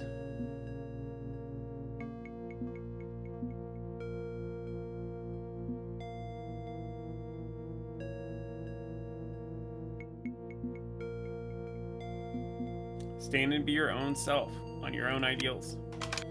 So don't walk away. Don't be Cthulhu's stooge, be you. You keep talking about absolute freedom to be who you want to be, right? Embrace that power. If you're Azza, if your heart's beating in your chest, then you set the pace of that heart. Make yourself into what you want to be. Sincerely, not irony. Comfort, not cruelty. A haven for people who desperately need a safe haven. I'd like that. I would. But I don't think I can do it. I can't be anything other than what I am. Give it time. You'll see your path, I promise that. Maybe. I'm very tired. Talking to you is exhausting. Interesting, but exhausting. I'm strangely starting to understand you better. Why you push, why you fight. I wish I had your strength. But I'm just so tired I can't. I can't right now. I'm sorry. Good night. Let's do the land party, because that's going to be short. Because we're not going to have to do any research or anything. And then we can call it. December 18th, 1999, Saturday. 14 days to Y2K. This is what I needed. A full day of soaking in absolute geekery, swapping software, playing games, enjoying the rush of competition. Talking with people about the Euro demo scene, about Krakatros, about upcoming 32-bit game consoles. I still think the Dreamcast is going to beat Sony's new system. Who doesn't love hyperspeed hedgehogs? I couldn't indulge too heavy since I couldn't indulge too heavily since I didn't bring enough computing power, but that's fine. Henry showed up on my driveway to help pack my gear away, drive me out to Miskatonic. I made his job easier this way. The makeshift ramps were a bit clunky, but they worked. The cranky old wheelchair wasn't comfy, but honestly, it helped me a lot. Today, for the first time in weeks, that I've felt like a human being and not a misery machine or a plaything of the gods. Except for one moment. Just wanted to say how inspirational you are. So great to see you out here despite being disabled. No excuses, am I right? So brave. Which pulled me straight out of the good feelings. I'm not entirely sure why. I mean, I've been trying to pump myself up the same way in the days leading up to this. Why did hearing it from someone else make me feel worse? Because it objectifies you. When the disabled are only allowed to exist as an inspiration to others, it means you are a living transaction. There, but for the grace of God go I, they think. It's not true admiration. You help them feel self-affirmed by comparison. Yeah, that's pretty much it. The autocratic shadow president of our nation hit it on the head. But is that a bad thing? Yes. Your mere existence uplifts their spirits. You can be openly reviled and praised in equal measure. Everybody wins.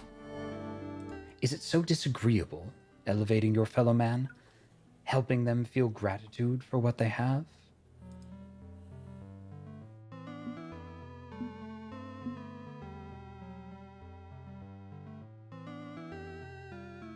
How can I be leading an ordinary life if they keep implying I shouldn't be able to?